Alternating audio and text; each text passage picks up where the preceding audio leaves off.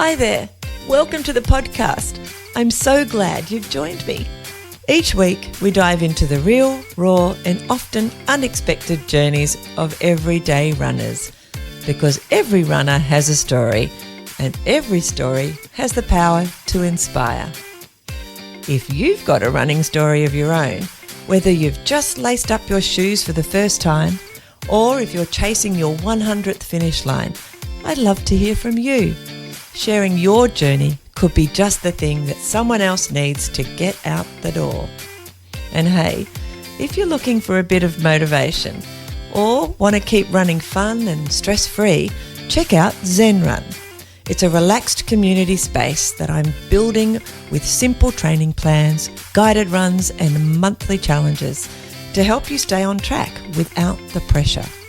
No expectations, just support, encouragement and a place to enjoy running your way. All right, let's get into this week's story. It's a good one.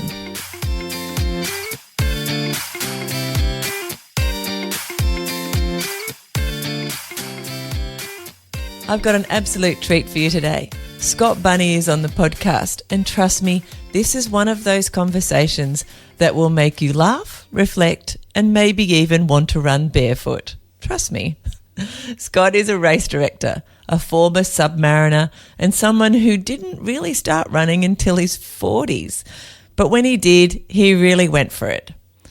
From soggy runs through London in jeans to barefoot marathons, and now leading the charge at one of Australia's most legendary ultras, Delirious WEST. Scott's story is anything but boring. We talk about life underwater, minimalist running, and the joy of building something epic for the running community. He's got wisdom, humour, and a real knack for telling a story. You're going to love this one. Let's dive in. Today on Fit Mind, Fit Body, I am very excited to talk to Scott Bunny. Hello, Scott. Hi, Michelle. How are you? Oh, amazing. It's so good to talk to you. We briefly bumped heads and had a hug and looked at blistered feet and things in Delirious. So we'll probably touch a little bit on that. But thank you for agreeing to jump in and have a chat with us. I really appreciate it. Thank you for having me here. And I've listened to probably about 99% of your Delirious series. So it's interesting to be part of it now, as opposed to just a avid listener. Awesome. Oh, I'm so happy that you said you'd jump in. So I want to hear more about you because, you were one of the race directors. We'll talk a little bit more about Delirious, but you were you're really good in that role and you made everyone feel so comfortable and I certainly felt like this guy loves his running too because you had plenty to say about running when I was getting my toes done and things like that. I'm like, Scott would be great to have a chat with. So let's start with a little bit about your background. Where did you grow up? Tell me a little about your childhood, Scott.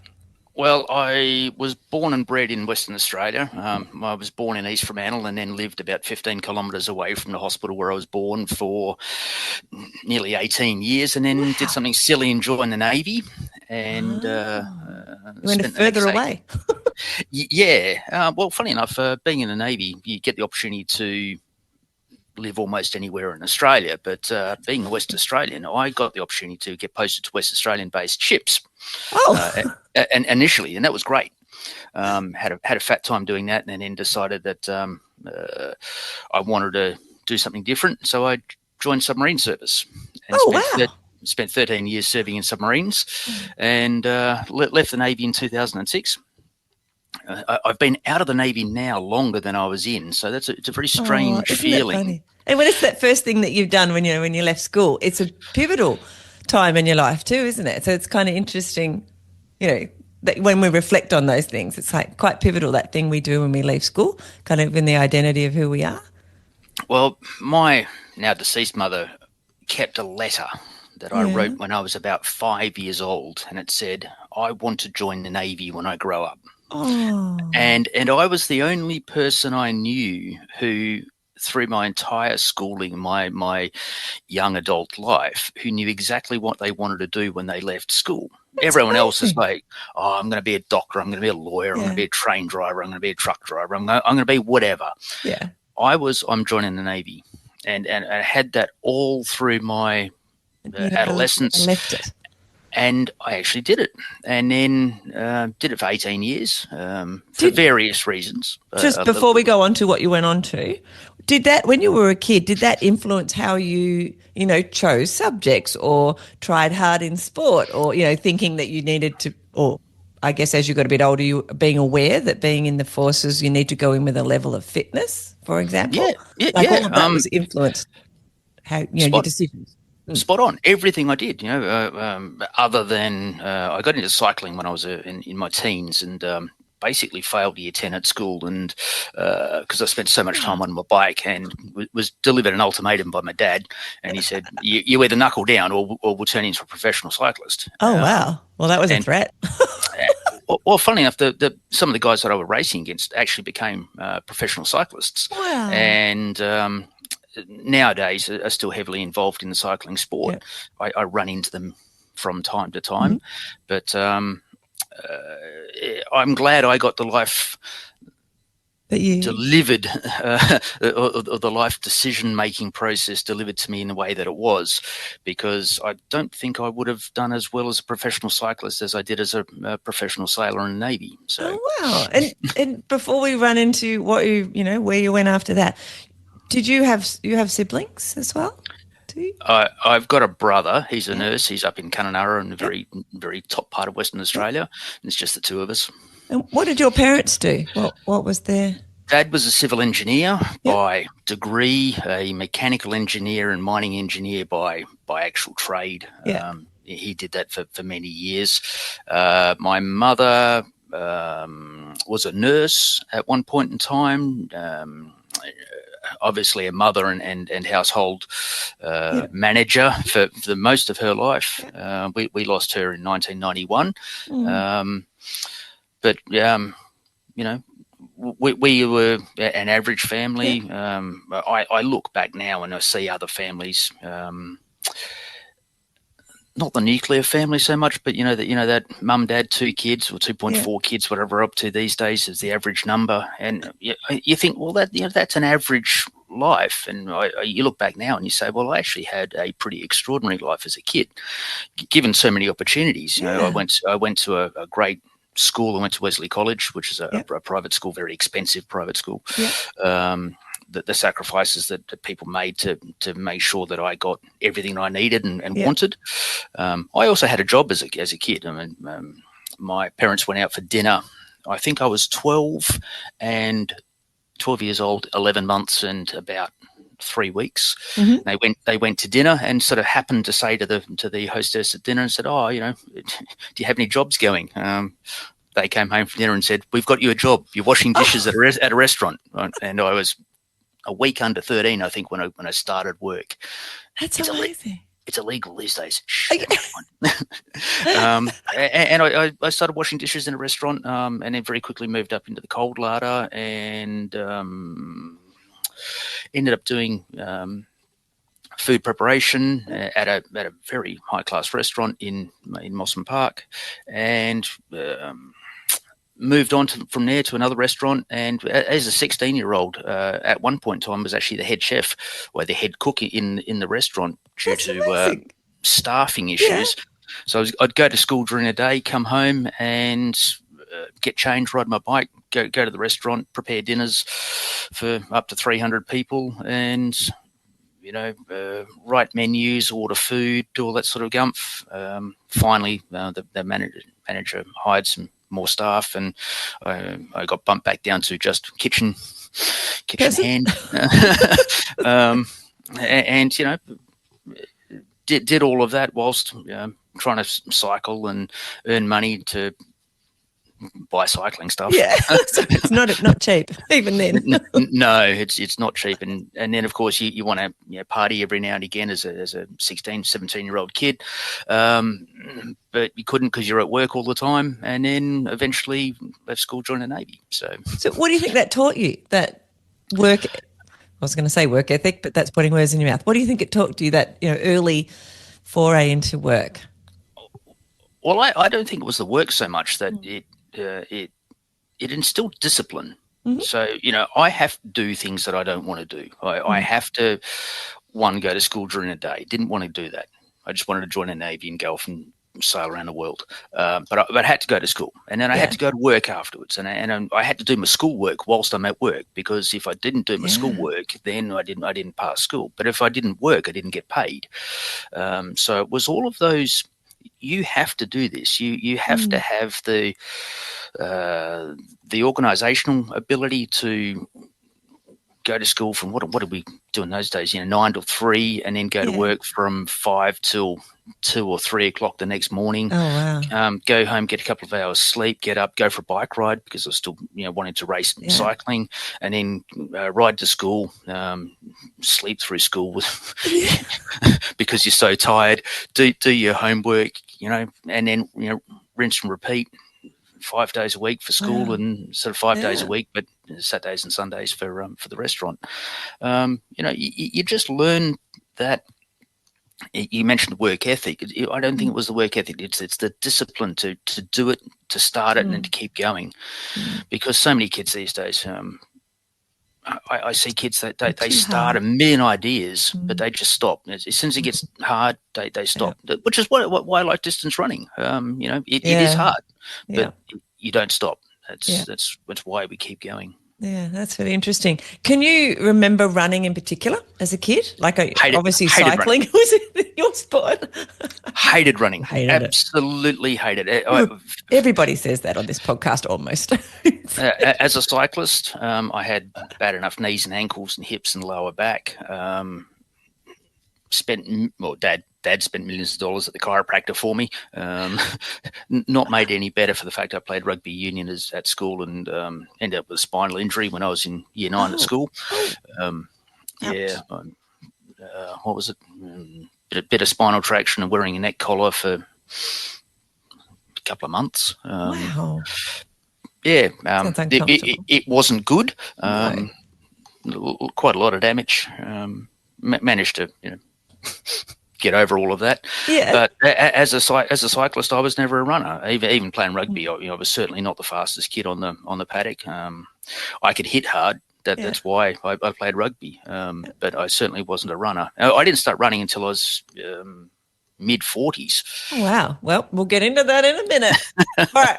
So can you remember, like you said about the Navy, and that it was the getting away and having, well, you didn't say adventures, but that getting away, sailing away and whatever. What do you think it was, if you had to pick a few things, that made the Navy the thing that you wanted to be part of?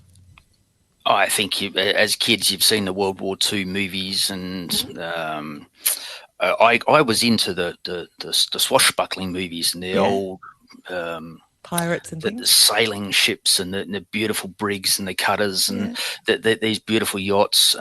Reading books like Swallows and Amazons. Kids messing around. But I was sailing since I think I could sail before I could walk.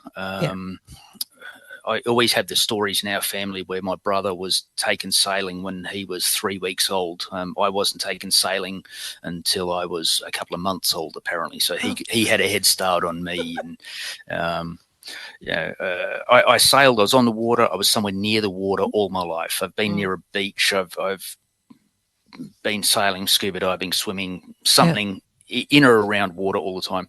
And the funny thing is, I actually can't swim. I sink like a brick. Easy. I can swim. I know how to swim to save yourself, kind of thing. Yeah. I can, do the strokes and all the rest of it. But I just sink like a brick. So if we go out and we're doing some swimming training, etc., in a pool, everyone else glides across the top of the water. I'm at a 45-degree angle because I'm sinking. I've got to spend half my energy trying to stay afloat, and the other half would actually get me propelling, moving forward. Yeah. And at the end of 400 meters, everybody's standing around having a chat, and I'm going because I'm absolutely stuffed because I don't float. That's interesting. I wonder what that is. Even in the ocean, I don't float. Oh, you need to go find one of those places that high salt content makes us float. Well, yeah, Dead Sea. You go those places. Then you'll get that feeling. You'll know what it's like.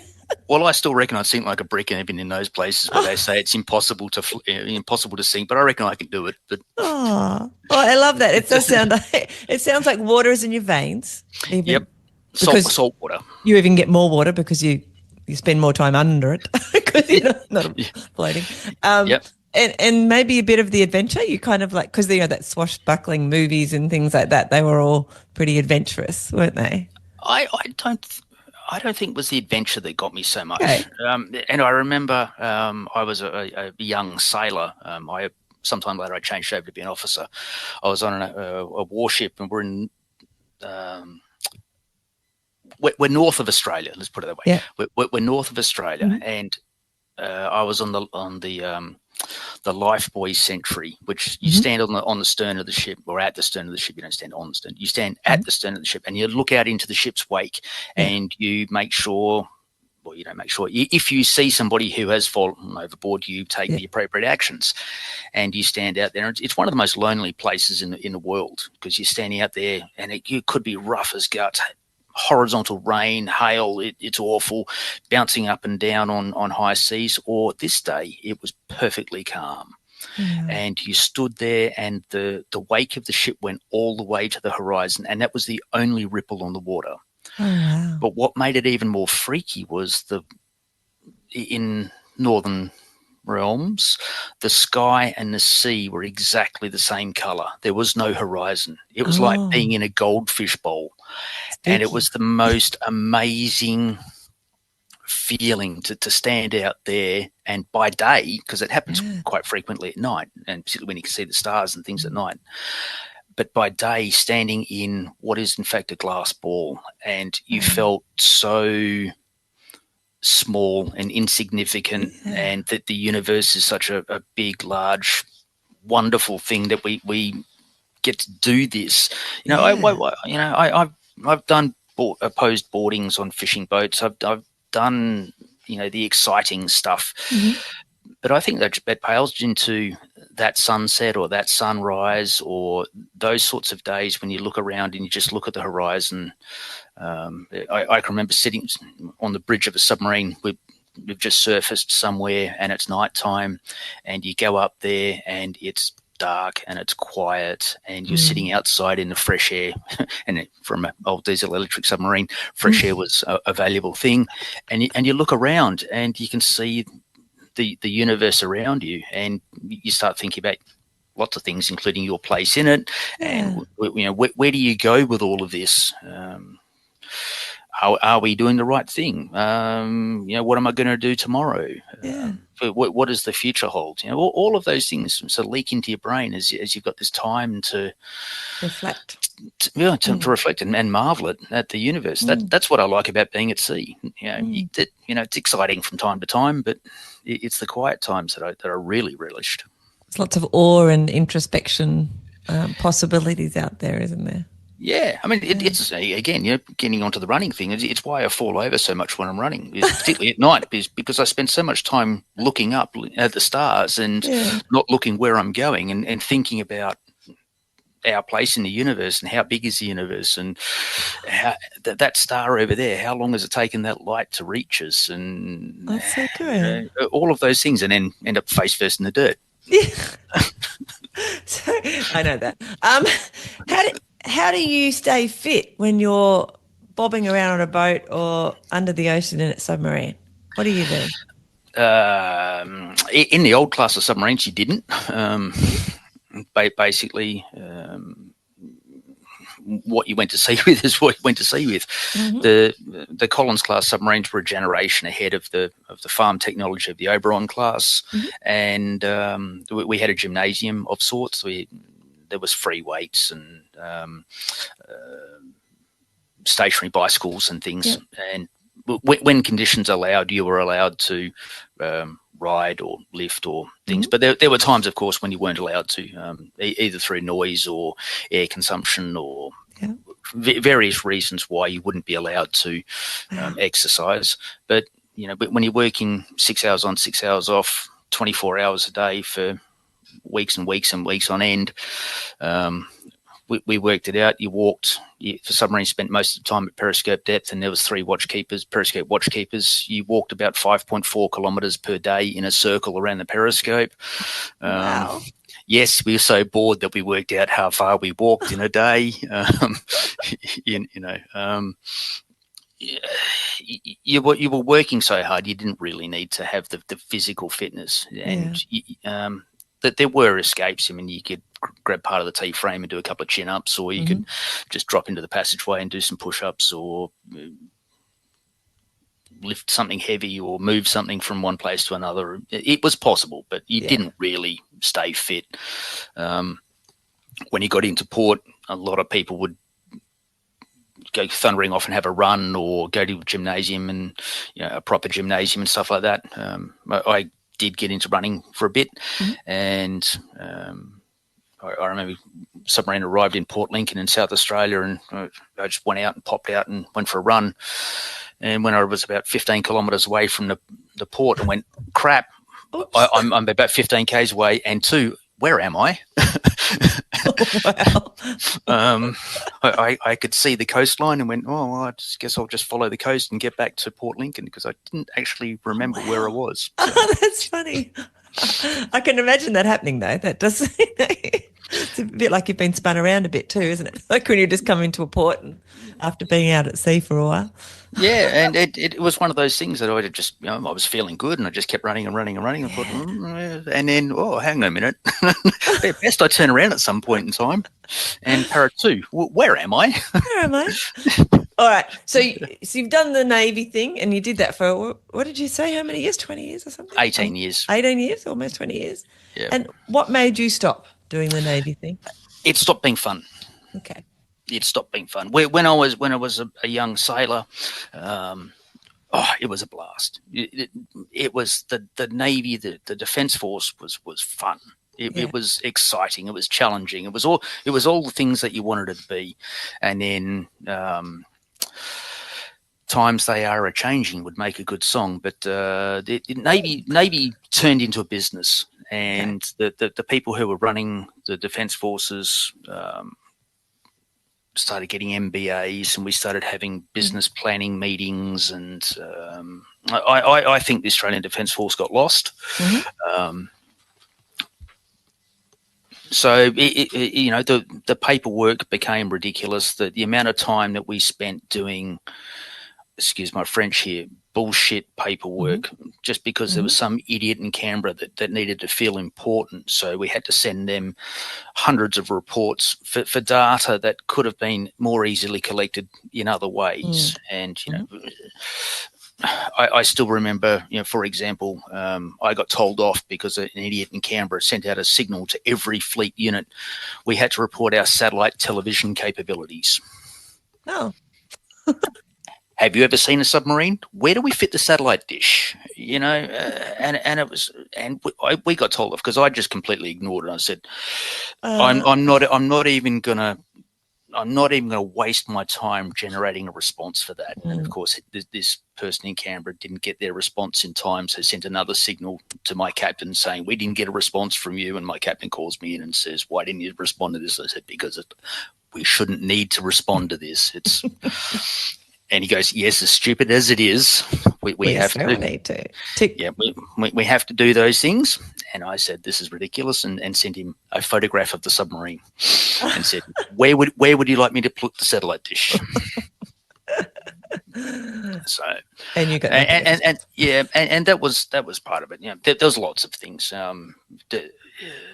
Staff work became more important than actual operational work, and when you have very good people I was thinking more of my sailors here. So my sailors' careers were in my hands. Yeah. Now, if I didn't do the staff work regarding them correctly, I was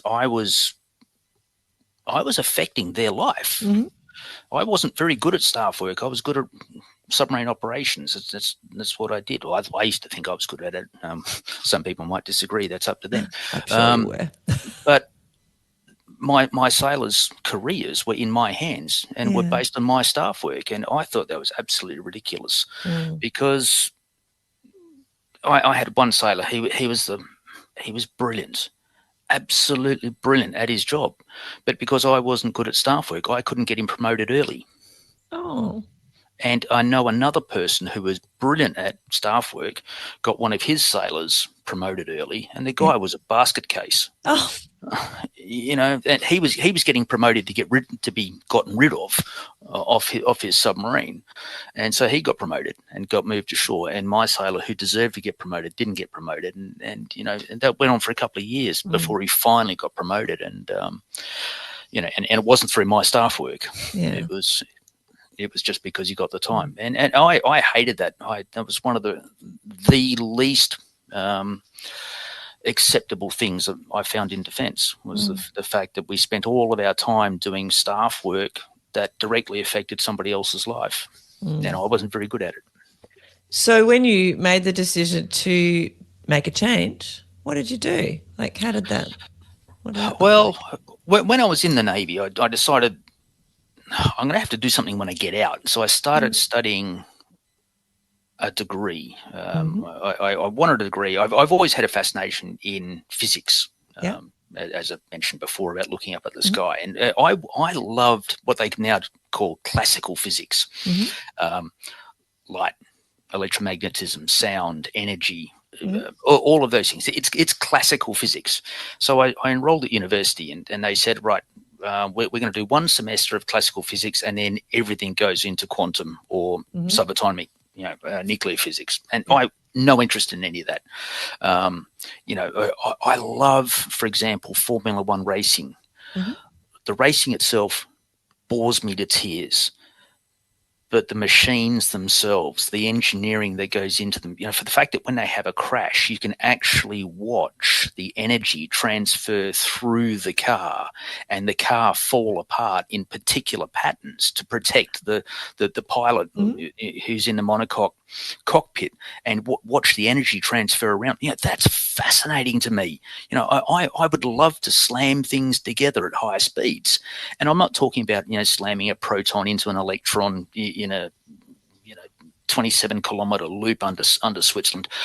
I want to take a 300-ton train and push it through a brick wall, that sort of thing. And they said, that's not physics, that's engineering. And I went, well, okay. So I won't do engineering because I was told by my father in no uncertain terms as a teenager that I'm not allowed to be an engineer because he was. So I said, well, engineering, physics, it's all maths. So I started a maths degree. Oh, wow. And it was I loved maths. It was interesting. It was fun. Yeah. I did. There's maths has flavors. One, to appreciate that was interesting as well. So I started doing mathematical modeling. So the whole idea is you have a premise and you build a mathematical model about that premise and you test your hypothesis and you make changes and you're right or you're wrong. Fascinating stuff. It was great. But I started studying whilst I was in the Navy and in submarines. Now, we're surrounded by smart people, and some of those people were, in fact, engineers. So I got a little bit of tutoring in some of the maths from our engineers, and it was doing okay. What I didn't appreciate, though, was that fast forwarding a bit, I left the Navy and actually went to university full time. What I didn't appreciate when I was in the Navy, and one of the reasons I struggled, was because I was learning maths in isolation. Maths is a language. All of those little squiggles and symbols and things is just another written language. And where we see dy dx and the integral of this and some sigmas and all of those signs and symbology, etc., they all mean something, and they have a language, and there's a context. And it wasn't until I actually left Navy and went to university, and I sat in a room and we spoke maths to each other, that it actually started to all gel and make sense, and it became a lot easier and way more enjoyable. And I say to kids these days, it's not 7 + 4. It is what is the outcome if I started with a certain number of these things and then over time it grew by some more things. At the end of this, how many things would I have? And so this is this context that the kids don't get these days, which is why a lot of people don't like the STEM subjects, is because the teachers, I don't think, are speaking the language, in this case, particularly of mathematics. They're saying, what is 6 + 3? What is 10 + 5? They're not speaking the language. They're just bouncing some ideas around, and I don't think it works. But I loved it, and unfortunately for me, I went to a university where you have to do these electives. And so I started doing computer science electives because that sort of supported the whole idea of the math and computer programming. So I started doing some electives for supporting the maths degree. And I was told by the university, so look, you're doing enough electives that if you do 2 more computer science electives, you can actually do another degree. And so I said, okay, well, enroll me in that. I'll do another couple of electives and I'll do a double degree at the same time. So now I'm doing another degree. So I need to do some electives for that other degree. And so I started doing cyber forensics. Which, of course you do. I started doing all of the stuff for cyber forensics, and that was all tying in well with the computer science, and computer science was tying in with the math, and things were going along swimmingly. And I graduated with 2 degrees, 3 majors. An eclectic bunch of things that were connected. Because math actually connects it all. But it's just, wow. Just at the time to then have the global financial crisis, where everybody in business was getting rid of IT systems and IT support staff and all the rest of it. I went to work for a business where they used to have 2 IT support staff on every floor of the building. It went down to 1 guy sitting at 1 desk, and then it went down to me, where I supported the entire building. On Wednesdays, I went to work 1 day a week to support the entire building. Yeah, money flew out of IT so quickly in those days. 2009, 2010? Yeah, in that era, 2009. Westpac, I think it was, laid off 176 of their programming staff in Perth in one hit. That's a lot. And when you dump all of those people now into the employment market in Western Australia, things got really tough. And so what did you do, Scar? So my partner and I, we started a small business, and she's into financial systems. She's worked for Oracle, for example. So she still does that. I'm now the kept man, which is lovely, because she earns way more than I could ever earn. Yeah. But we did small bits and pieces, and we ran a small business for quite a while until it became better for us financially not to have a small business and for her not to be a contractor anymore, but to be an employee. We did that, and we, like all small businesses, we struggled through the hard times, and we made hay occasionally whilst the sun was shining. And these days I do freelance computer programming. I do bits and pieces, odds and sods. So what sort of computer program? Like, you actually sound like Simon. So you guys should have sat down. Apart from he didn't do the Navy bit, he's done pretty much everything else you talk about. And he's a kept man. I look after him. Good on you. What sort of computer programming do you find yourself doing bits and pieces of? I don't do anything involving graphics. I have absolutely no artistic bent, whatever. I've built web pages for people, and I would say to people, I'll build you a website, etc. I will do all of the functionality of it. It will work, etc. Then you can go off and get somebody else to do the colors and the layout and all the pretties of it. And I will guarantee you, to this day, I will say to people, I will build a functional website. You've got to get somebody else to do the pretties, and I'll show it to them on the day that I finish it, and they will start off by saying, can you just change that color to slightly more mauve? I'm a guy. I don't even know what mauve is. Can you move that button 3 pixels to the right?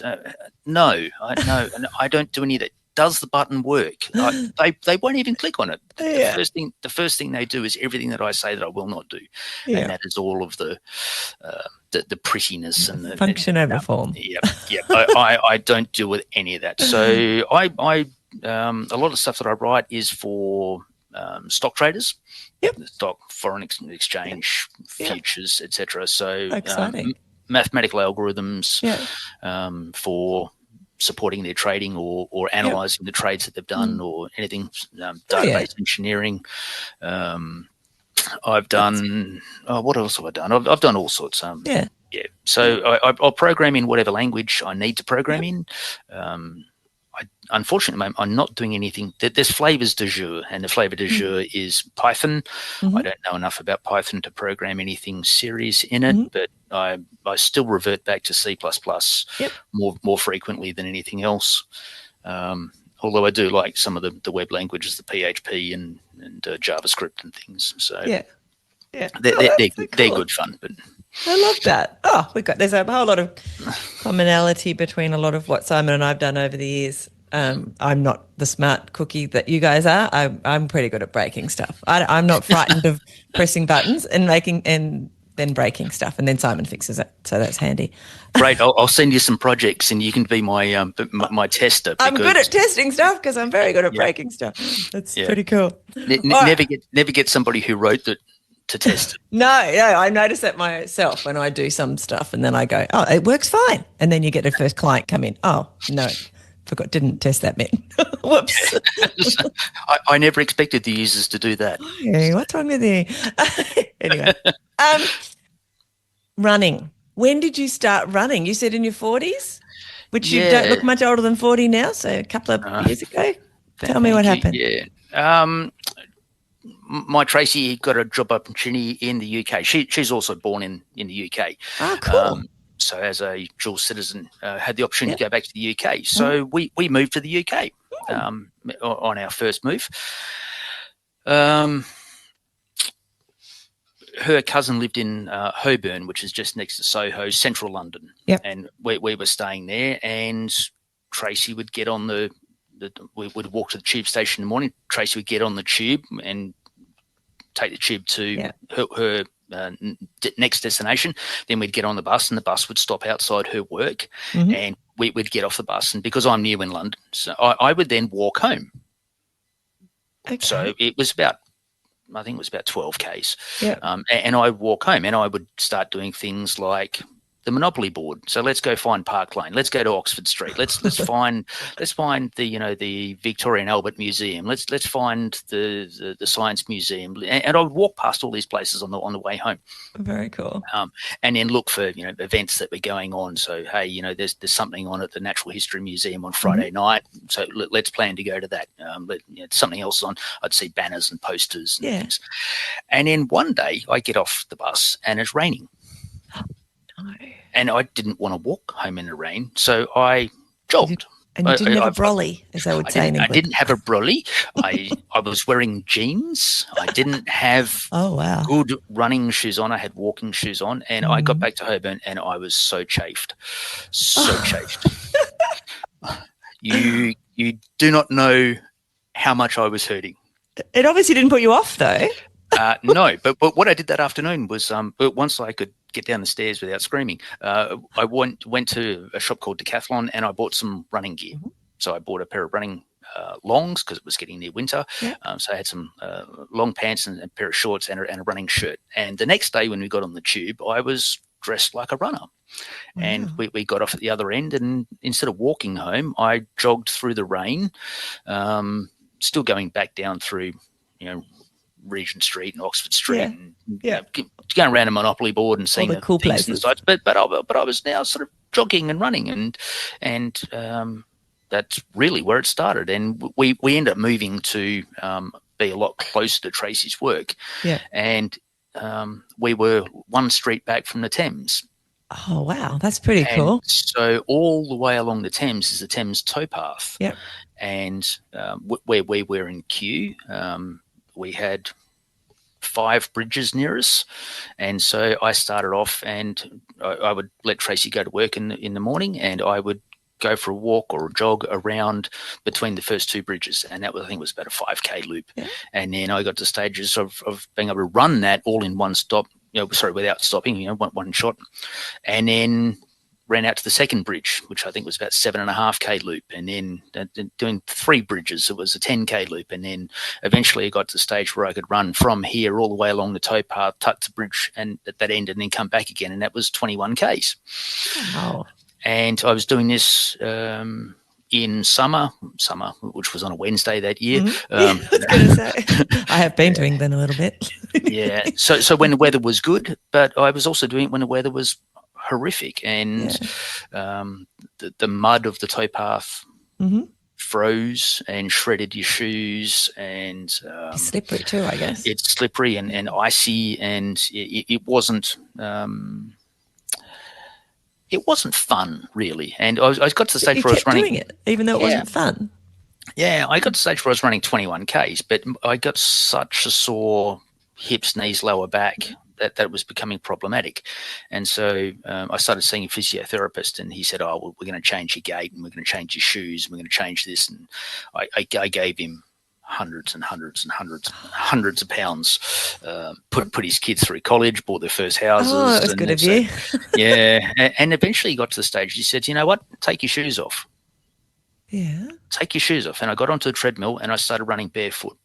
Oh. And I got to run pain-free for the first time in ages. And it took a long time to actually get out and transition into barefoot. But it was when I actually transitioned to barefoot and started running around some of the parks and paths and things with no shoes on, that running became really enjoyable. I loved it. Yeah. Because things didn't hurt, and because your footfall is proper, is correct, you're running with a good form, it became easier. And because I was having a better time, having an easier time, I got more time to look around. And when I was running, down the Thames path or Thames towpath, or running up through Kew or Richmond Gardens or any of these, these beautiful places with these beautiful houses and things, I got time to look around and take it in. Yeah, and that's where it all started. That's really interesting, because often people will get interested in barefoot running. I think we actually did talk about this, and but if they just go straight out and do barefoot running, they end up getting injured because, if they don't do it gradually. Whereas it sounds like your body was actually screaming to be able to do it, as opposed. No, you're exactly right. You'd have to start slowly, and I remember now. So the week that I took my shoes off, I went out and did I think it was about 14-kilometer run barefoot, which is my first. I could run distance, but this is my first real barefoot run. We lived in a second floor apartment.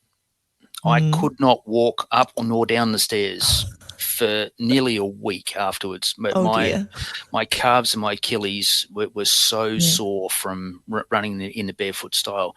I went back to the physio and he said, "Look, when I said start slow, he meant like running 400 meters at a time, not 14 kilometers." Yeah. And so when I took the step back and then transitioned correctly, running a few hundred meters at a time, and then a kilometer at a time, then a couple of kilometers at a time, and built up slowly, and built up the strength in my feet and in my musculoskeletal structures that needed the strengthening or conditioning in the correct way. Yeah, it became much easier. But if you go out and do it in one shot, you're going to hate it. It's going to hurt. It is. But on the hurting point, and for anyone who's listening to this, I strongly recommend transitioning into a barefoot running style, because if nothing else, when you learn to run lightly on your feet, you save a lot of money in shoes. Yeah, that's true. You stop wearing out shoes. I mean, if I'm not getting 3,000 or 4,000 kilometers out of a pair of running shoes, I'm not doing something right. So you the shoes that you wear now, like skipping way through to now, do you wear shoes, or do you?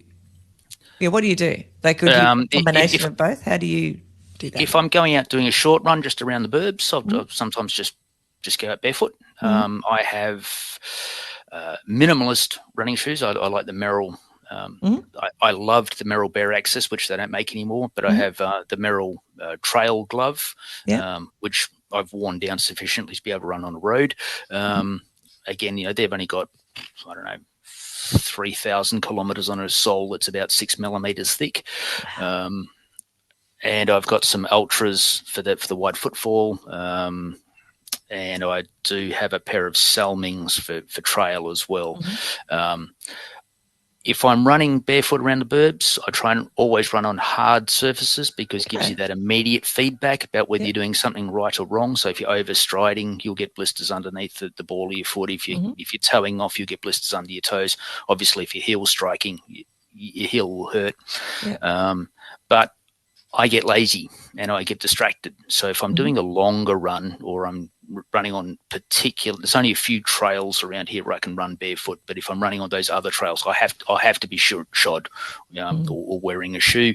But again, they're ultra zero drops or a Merrill, again, zero drop or bare access or trail glove, minimalist shoes. They all work all right. I think I told you we had Vibram 5 fingers, which we've had for years because we went through a bit of a stage.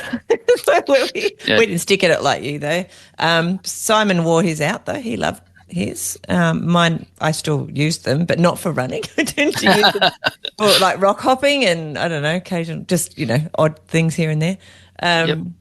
Yeah, so it's fascinating, though. I think we should all spend a bit more time working through that to try and find, a solution. As you said, it's lighter. I can remember running on the beach in bare feet and went for 5 or 6K and get blisters at the forefront of my feet because I assume the beach is quite hard. Like it was sort of damp sand, but hard.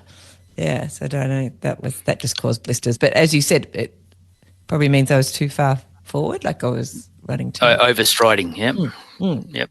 Again, and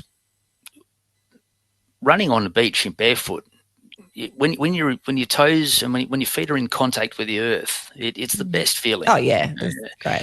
And even if I'm wearing shoes, I hate all of those maximal shoes. All that cushioning things. You lose contact with the earth, and it's having the ground under your feet. Yes, I want to feel all those sticks and rocks and the unevenness, and because that's where we're running. If I wanted to run on marshmallows, no. When my feet are sore, I quite like a marshmallow. Thinking that at the end of Delirious. Well, I guess I've only run just over 100 miles as my longest run, but at the end of that, my feet were fatigued, but they weren't sore. And I remember I did a 50K once. I had a blister. I was so proud because I had a blister. It was the tiniest little, most insignificant blister. And by the time that the next morning, everyone was getting up, and at the house where we were staying, everyone was getting up and showing off their blisters the next day. Mine had actually overnight disappeared. Oh, how annoying. I know. It's like, I had a blister. It's like, oh, that's crazy. I mean, I smash my toes quite frequently because, as I said, I get lazy when I'm running, but I certainly don't end up with a lot of the foot issues that I see at, for example, Delirious and 100, 200 milers and things, that other people get. It feels like I know you had a period where you weren't running, in barefoot kind of style, but it feels like a lot of your running as an adult has been in the barefoot styles. Yes. Would that be right? Yes, yes. So I was running for probably a year and a half, heel striking, heavily shod, etc., before I transitioned into the barefoot style. And since then, so it's been probably 10, 12 years, I guess, of running in that minimalist barefoot style, 4-foot, run lightly, run gently. I love trying to run down the beach and leave no footprints. If I can run down the beach and leave nothing but the softest, faintest outline of my forefoot, I'm happy. Wow. I don't know how you do that. I'm thinking about my feet and the feet.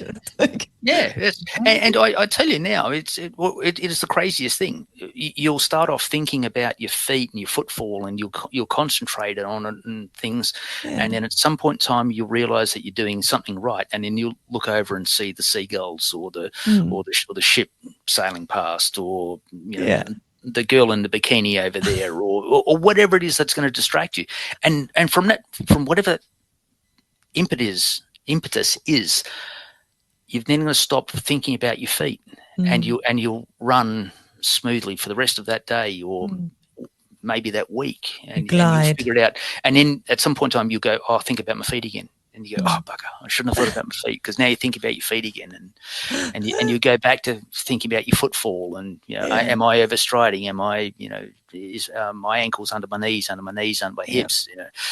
Is this all correct? And then you'll go, oh, look, shiny thing, squirrel. I'm good at squirrels.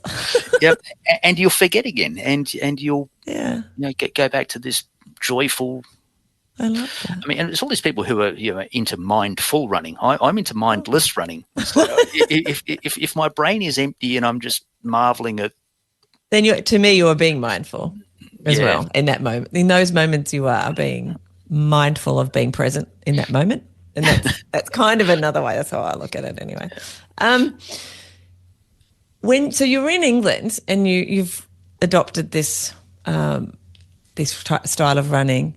And did you enter any races or events over there? How did that go? Yeah, we went back to the UK. I had visa issues and things. We ended up having spent a short time back in Perth, and then went back to the UK. And I found a thing online. Oh, sorry, let's take a step back. If you go to the UK, they have these little books, and they're the running guides. And so it's a little A5 book about 60 or 70 pages. So it's nearly half an inch thick. And there are 4 of these books that are issued every quarter. And one is for the north, one is for the Midlands, and there's one, the southeast and the southwest running guide. These are all of the races which are on in these areas for the next 3 months. Wow. And you open up this book, and they're in very small print. You get very limited information. So you might get something that there's a village somewhere, and they're having a marathon starting at 9 p.m. on Tuesday night. Here's a phone number or a web page, and that's basically all of you get. Oh, wow. And there's you can get thousands of these events in your area. There's just so much running in the UK. It's amazing. So you can open this book at any time and go, oh, look, it's Thursday night. There's a marathon down the village over here. And if you ever watched Midsummer Murders or one of those I like Midsummer Murders shows, the whole village shows out. There's an event on. There might be 20 people running it, but the entire village has turned out to support this event. The aid station's in the pub. It costs you pittance to enter. And I was flipping through this guide one day, and there was this coastal marathon. I thought, oh, that sounds like fun. A coastal marathon. And so I looked at the web page, and it looked like a pretty organised mob. They had a very fancy website, and it was this coastal marathon was actually part of a coastal series. And I thought, this sounds pretty interesting. And so the mob was called, I don't know if we're going to advertise, but Endurance Life. And I signed up for this thing, and it was on the Jurassic Coast. So it was the southern coast down near Devon. It's the middle of winter. These races were all being run in the middle of winter because they're on the public paths. And of course, as soon as it's a sunny day in the UK, the paths are packed with people. So they run them in the dead of winter. And it was freezing cold. It's -6 or 7 or something, and howling gales. And oh, wow. Because you're close to the water too, I guess. The ocean to the water, the gales would be even more. Yeah, and it may have made it. I think I got introduced to sleet that day. I didn't know what sleet was. I found out that day, and there was a briefing beforehand saying, the course that was promulgated has changed because there's been a coastal landslip, so you can't run at the path at the top. So what we're going to do is we're going to run along the beach. And I thought, you beauty, here's the Aussie, beach running. This is going to be awesome. And ran Pebbles. along this. Shingles. I was going to say, I bet it wasn't sand. No, it wasn't sand, and the shingles all had sharp edges. So I was wearing a brand new pair of Ultras, and they got shredded on the way out. Wow. But I did this race, and it was fantastic. Was there a lot of people? Did you say? Oh yeah, so there was a short course. I think it was a 7Ks and a 10Ks and a 21K and a 42K and I think that ultra was about 60 or 70Ks on the day. When they say it's a marathon, it's sort of somewhere between 40 and 50Ks. Yeah. When they say it's a half marathon, it's sort of somewhere between 15 and 25 Ks or something. Yeah. And their ultra distances varied between sort of 50 and 85, 90 Ks, depending on where you were. And it was this entire series of them. And it's really well supported. So think several thousand people over different distances. They're huge. And massive teams of volunteers, and all the volunteers, they're amazing, standing out in the rain and the hail and all the rest of it, and they're all so happy and chirpy and cheery when you come running past, and they were brilliant, and I loved it. I got into this whole idea of racing, of paying money and going for a run. Somebody at the front may have won something and got up something, and who knows, whatever. I got a little piece of paper and bling and a free T-shirt. Giddy up, and I got into these running guides and found some amazing events. Still, one of my favourites was the Portsmouth Coastal Festive Marathon. Yeah, so we drive down to Portsmouth, and it's a week before Christmas. It's freezing cold. It's howling gales, and I'll not describe the marathon too much, other than to say that I had really bad hypothermia at the end of it.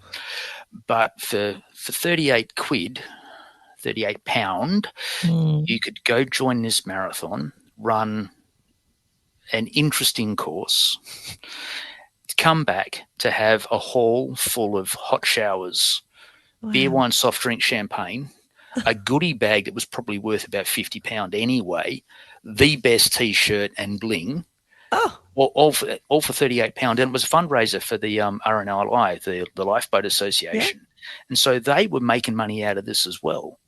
And there was only, 2,000-3,000 people running in the dead of winter to raise money for the Lifeboat Association. It was worth all of the interesting moments, I'm sure. Yeah. There was a lot of interesting moments in that event, let me tell you, from the start to the finish. But I got into running some of these crazy-ass events. Again, the Endurance Life Coastal, I think it was in Sussex or something. It was about a 45K marathon, but we had about 4,500 meters of elevation in it. Oh, gosh. Yeah, you were never on the flat. It was uphill, and so you'd run from the shoreline up the cliff, and you get to the top of the cliff, and then you'd run back down to the beach onto the next, and then you'd go up again. And then I did this other run where you run along a lovely part of the coastline, and it's got those white cliffs, that you always see. It wasn't Dover, but it was the white chalky cliffs, and you run along what they call the Seven Sisters, and there's these 7 bumps, and you run up and down and up and down and up and down and up and down, and you run along these bumps, and they're huge. And you get to the top of each bump, and you're looking at the next one going, oh, crap. And then you get to the top of the next one, and then you look at the next one, and you go, oh, crap. And then you finally get to the end of, or the top of the last one, and there's a little arrow in the dirt that says turn right here, and you turn right, and you run away from the coast up this hill, and it just keeps going up and up and up and up. It's not steep, but you've just trashed yourself running up and down the Seven Sisters. Bumps. Yeah, and then you get to the very top, and you're in this farmer's field, and there's cattle and sheep, and it's muddy and stinky, and you've got to climb over the stiles and things, and you get to the very top, and you look around, and this is amazing view, and now you got to run back down to the beach. Over the styes and through the paddocks. Yeah, and then you run down to the next section of beach, and then of course you run up, and it's like, at the end of that one, I actually got to the end. I was in tears. I was bawling my eyes out. It was hard. It was ridiculously. It was nothing was particularly hard. Yeah. But relentless, maybe. The day just wore you down. Yeah. And it was so long. I think I was out there for about 8 or 9 hours or something. And I want this thing to end. I want to die. I don't like this anymore. And then of course you get to the finish, and there's Tracy, and she's got a warm jacket, and we go out and we have dinner and a beer, and the world's fine again. So and where's the next thing? Yeah. And it's all type 2 fun. At that time, I'm never doing that again. That's stupid, etc. Oh, look, another race. So it's ridiculous. I don't know why our brains do that. I'm going through that at the moment. You come back to Australia at some point, because I'm talking to you and you are in Western Australia. How did that happen? Well, one I ran out. Visa issues started raising their head again, so that was problematic for us. And the work, it didn't dry up for Tracy. She basically finished the work that she was doing and had another job opportunity in Australia, so we came back.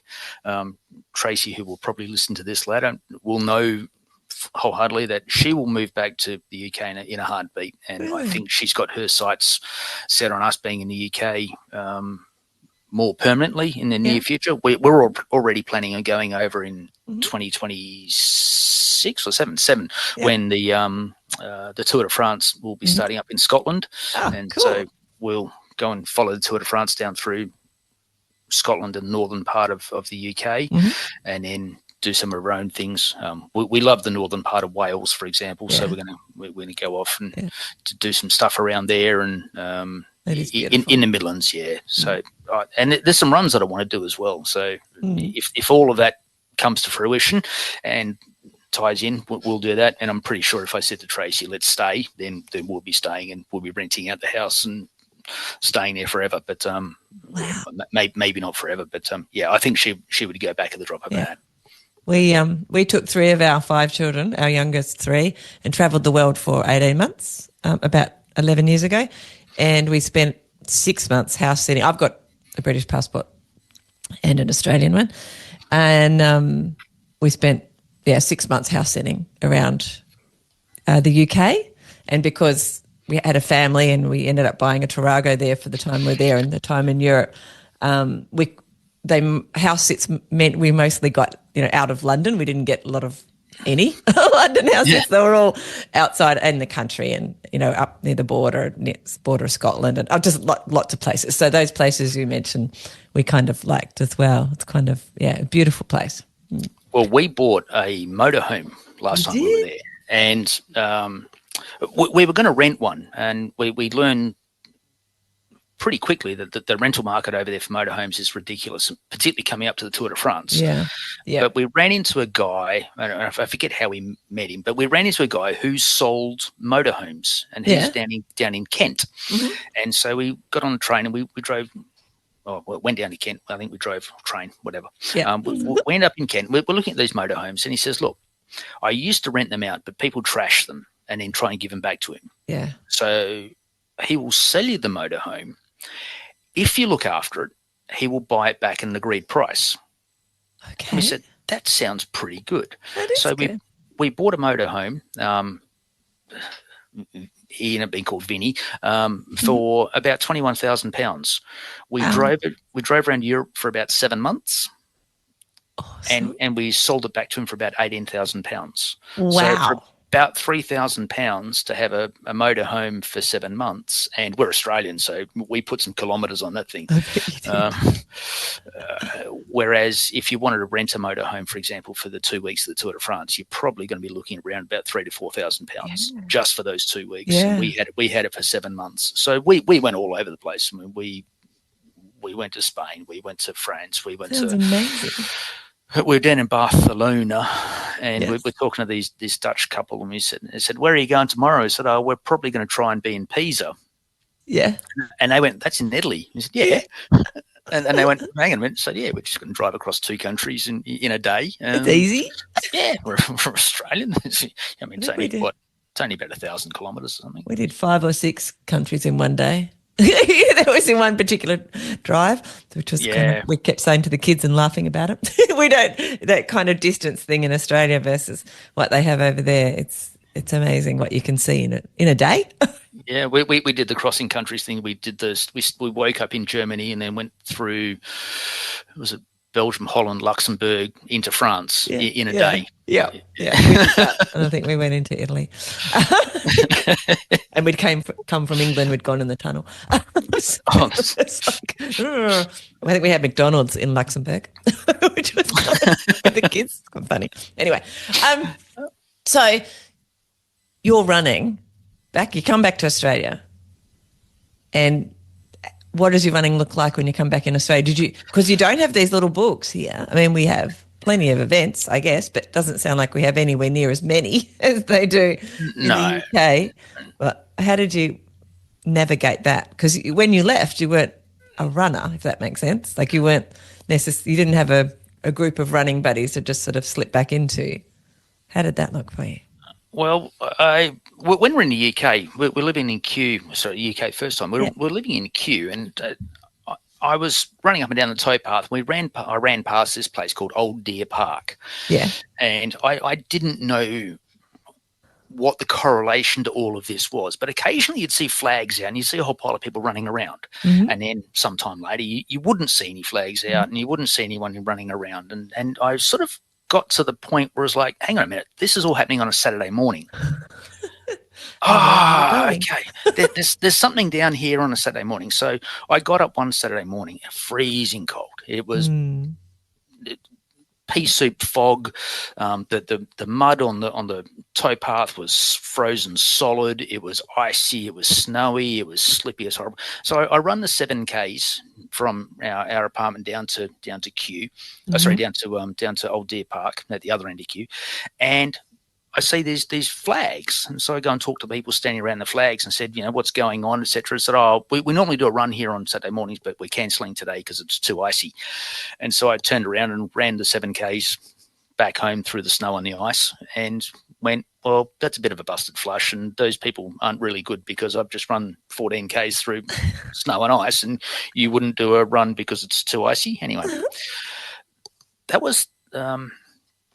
I didn't realise then that was this seeding of an idea called park run. Oh, I think I've heard of it. Yeah.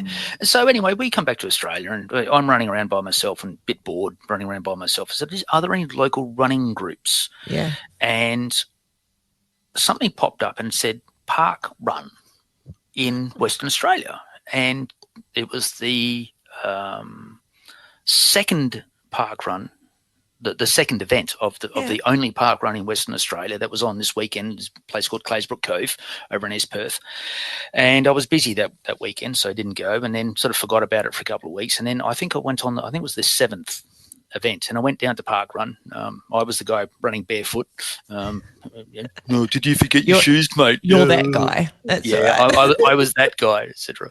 And we met a group of people who were like-minded weirdos who liked running as a group, and so park run had come to Western Australia, and I was doing park run and running 5Ks and doing that with them, and sort of finding out who these people were, and finding out there was an entire running community, and there was these races in Western Australia that were actually on, and some people were road runners and some people were trail runners and some people were beach runners and some people were hills runners, and all the different flavors of runners that are out there, etc. And I started hanging around some of those crazy people and eventually got hooked into some of the mass participation events, your City Deserves and your HBF Run for No Reason and those sorts of things. I don't enjoy the mass participation runs. I much prefer running on quieter, even if it's on road, but just quieter, less gorilla suits and tutus and more actual just running. Yeah.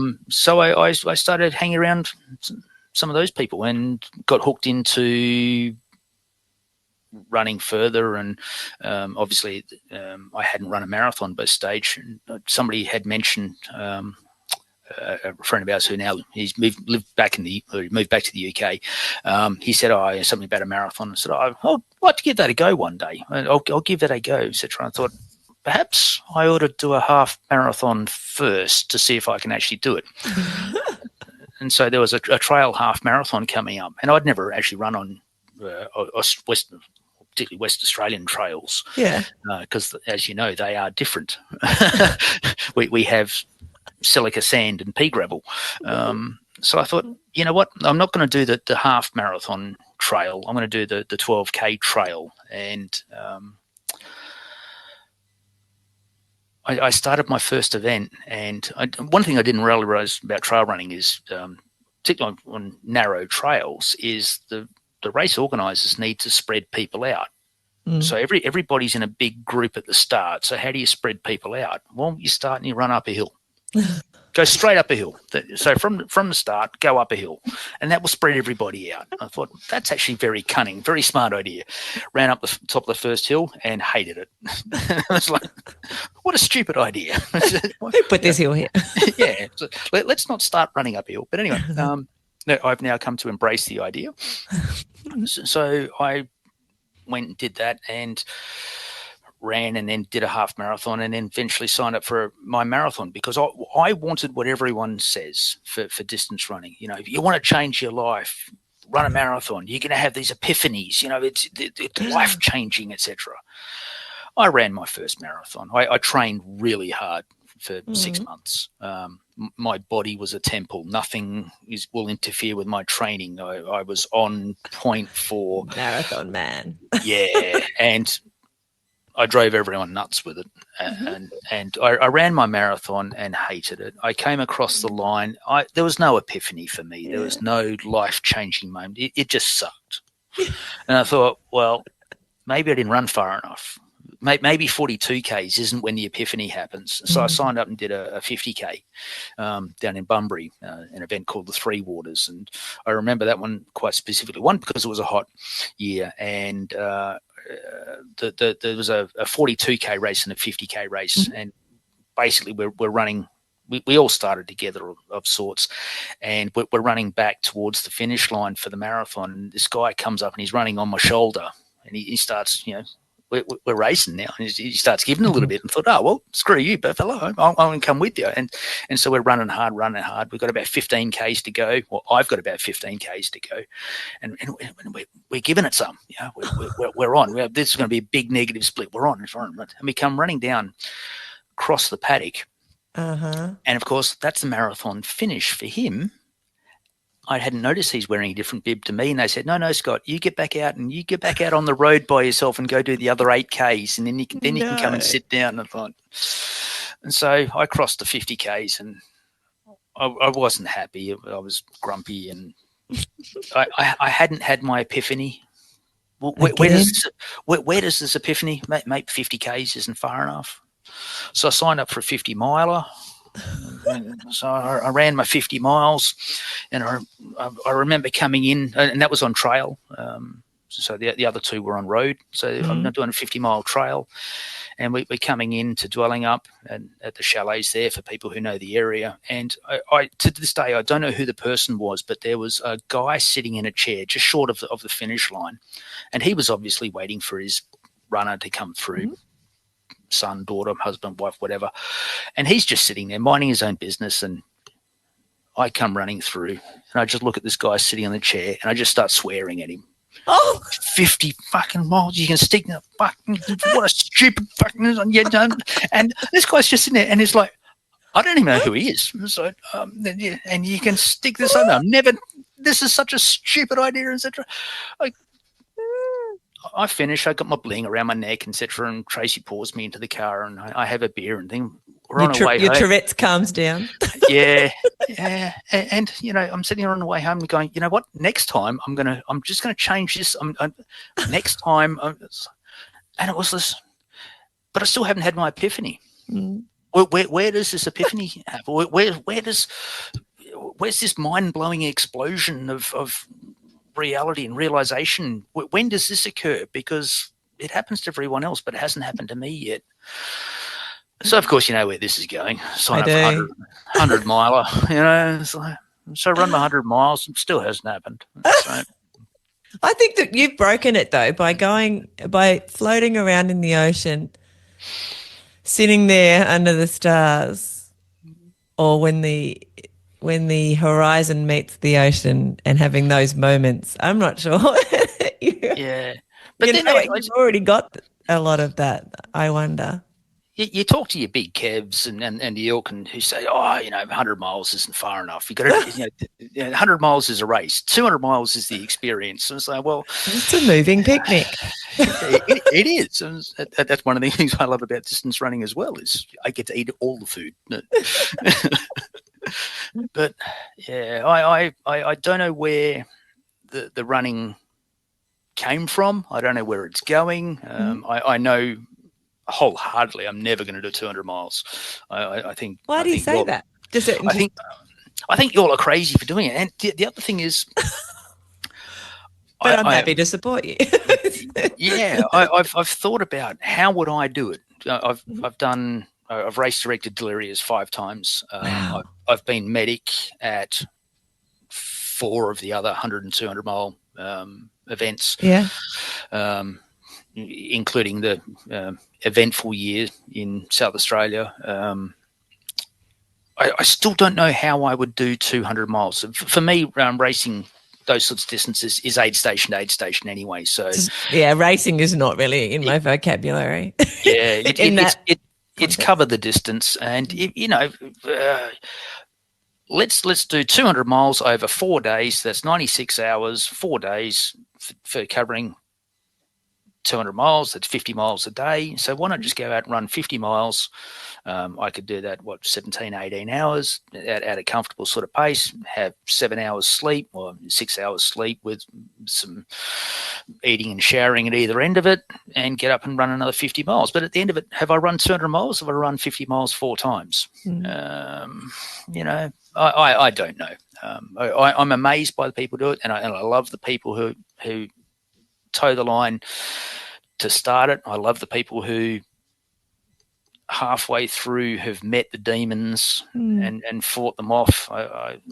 They're amazing. And then for people to finally finish, I feel probably less pleased for the finishers than I do for the people who have given it absolutely 120% and then had to, for whatever reason, pull out. And I feel so sorry for some of those people because they've worked so hard, so long. Just to get there. Yeah, just to have something go wrong on the day, and it's oh man, that sucks. And I've DNF'd. I've torn calf off bone and hamstrings. DNFing sucks, but it happens, and we come back, we fight another day. But I feel for those people who have put all of the time in, put all the effort in, have done absolutely everything right up to this point, and then something beyond their control happens. Just wasn't their time. Yeah, something happens, as you said. This year with the runner, no names, no court martials, for people who don't know, but the runner who was allegedly bit by a snake or bitten by an alleged snake or had his injury, coming second in the race, he was putting together the perfect event, and then something happened, and it wipes him out. But the beauty of that is he hung around. That person hung around and supported the rest. What beautiful people we surround ourselves with. Exactly. That's great. Yeah, I think that it's kind of like stories. There's just every runner out there, every volunteer, every person out there has a story for that event, and it's all different, and we're all learning things from it as a result. I love those 100, 200 mile courses. Everyone runs the same course, but everybody's journey is different. It's fascinating, isn't it? I just love that. And the different ways that people have done their training, the different ways that people have done their nutrition, the different ways that people have their approach to shoes and foot care, to the different ways of approaching the course. Some people are running it day by day. Some people are running it aid station. Some people are doing it in 3 sections as opposed to another way of doing it. And everybody's doing the same course, but everybody's doing it differently. How did you get into helping out? I had done some stuff, volunteering, timing, etc., for Sean at other events, and he ran a 200-mile event, and I sort of got into dot watching that, and watched one year Courtney DeWalter. I forget what year that was. She was the lead female, and I'm a bit of a fangirl for her. So the chick running along in a baggy board shorts, I think that's tops. And then a couple of years later, I said to Sean, I'm not doing anything. I'm at a loose end. Obviously, it wasn't working at the time, and I've got some spare time. What do you need? Wow. What help do you need? And I was expecting him to say, aid station captain or. But back in those days, the course was slightly different. There was a canoe crossing as opposed to where you have the jet skis. You had to paddle. You had to paddle a canoe. Getting someone to sit out there and bring the canoes backwards and forwards. I thought that would be his toughest thing. And he said, "No, I need a race director." Wow. And I said, "Well, what's a race director do?" And he said, "Oh, well, you just put out bushfires." and that was the entire brief. And it's like, okay. So I said yes. And the good mate Jeff, who's no longer with us, sadly, and hopefully you threw your shoes in his tree. I did. The ones that I was wearing, most of the race are now there. Yeah. Jeff he race directed the year previously and said to me, "Oh, look, this is sort of what we do and how we do it," and not mentored me a little bit, but gave me some tips, and forever grateful for those tips. Forever grateful. So in my first year of race directing, I had challenges, and which we had to overcome. My first night was hilarious. I had to go out into the bush to rescue a runner, not far from where you got lost. With John, I will say. I wasn't by myself. You took your little diversion. She was about a few hundred meters north of that position. Okay. And she was lost in the bush, about 250 meters from the course. Wow. Phone battery died, middle of the night. She didn't want to be on the ground because there were snakes and all the rest of it. So we went smashing through bush to try and get to her. This is my first night as an RD. Wow. And I was like, oh, crap. And, of course, then she happens to mention just offhand that whilst she was sitting up a tree, that she had pressed the SOS button on her spot tracker because she wasn't sure whether someone was coming to get her. And, of course, this is just as we've collected her. And then all of the phones that the race directors carry all start ringing at the same time, and it's three different flavors of police. We've got the satellite monitoring people in the US ringing. We're trying to smash the bush, and it was just bedlam. And this is my first watch as race director. And then everything happened after then became much easier. Fortunately, all of these events, they're learning points for us. And we've learnt so much over the years. So that, for example, that first race directing, we used to do, we provided so many services that we don't provide now. So, for example, I drove nearly 1,200 kilometres during the event in that first year. Some of that was in my own car. Some of it was in other people's cars. Yeah. We moved cars. We moved crew cars. We rescued crews. We don't do any of that now. And we spend a lot of time going backwards and forwards. Now race directors only move forwards. We've changed the way that we do a lot of these things, and we've grown up over time to changing the role so that we get to spend more time looking after the runners. And I keep coming back. I don't know why. I keep coming back. And I think it's the people, like you said earlier. I think the people are pretty special, aren't they? It's a pretty good group. I said this is my 5th year. I don't think people understand how much effort goes into the background.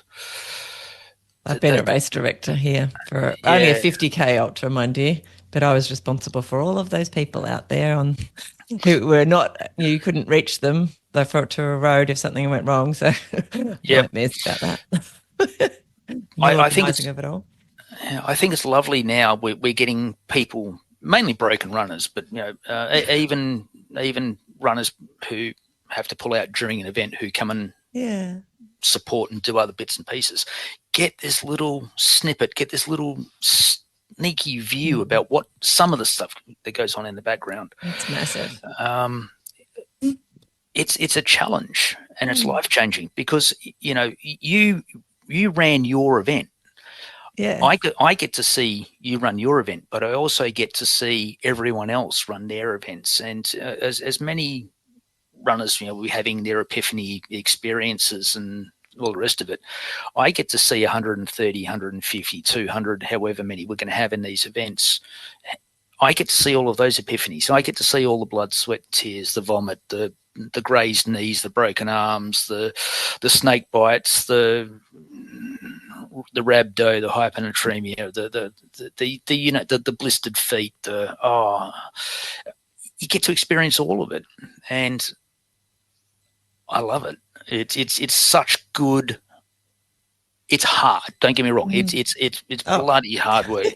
Yeah. So hard. But it's so rewarding and it's so much fun. So maybe that is your epiphany. Maybe you don't have to get out there and run 200, 300, 400 miles to find that thing you're looking for. Yeah. Number one, you've already get it when you've been in the water, but also the experiences that you get to live, not just vicariously, because it feels like you're in the trenches with us all as well. So yeah, I mean, this year was a little bit different. We tried something. I don't think it worked. I'll be recommending. Every year I send Sean a massive email with things that worked, things that didn't work, and then we try and get together and have a shouting match and shooting match and over a few brews to fix things for next year.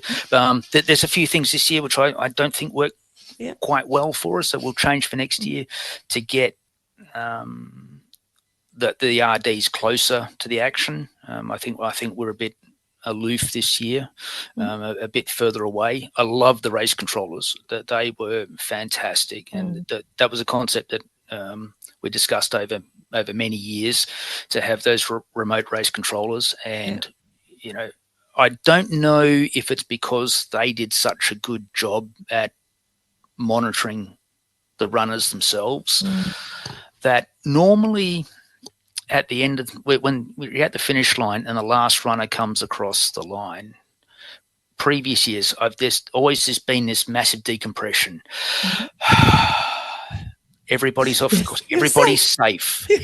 You know, this is it.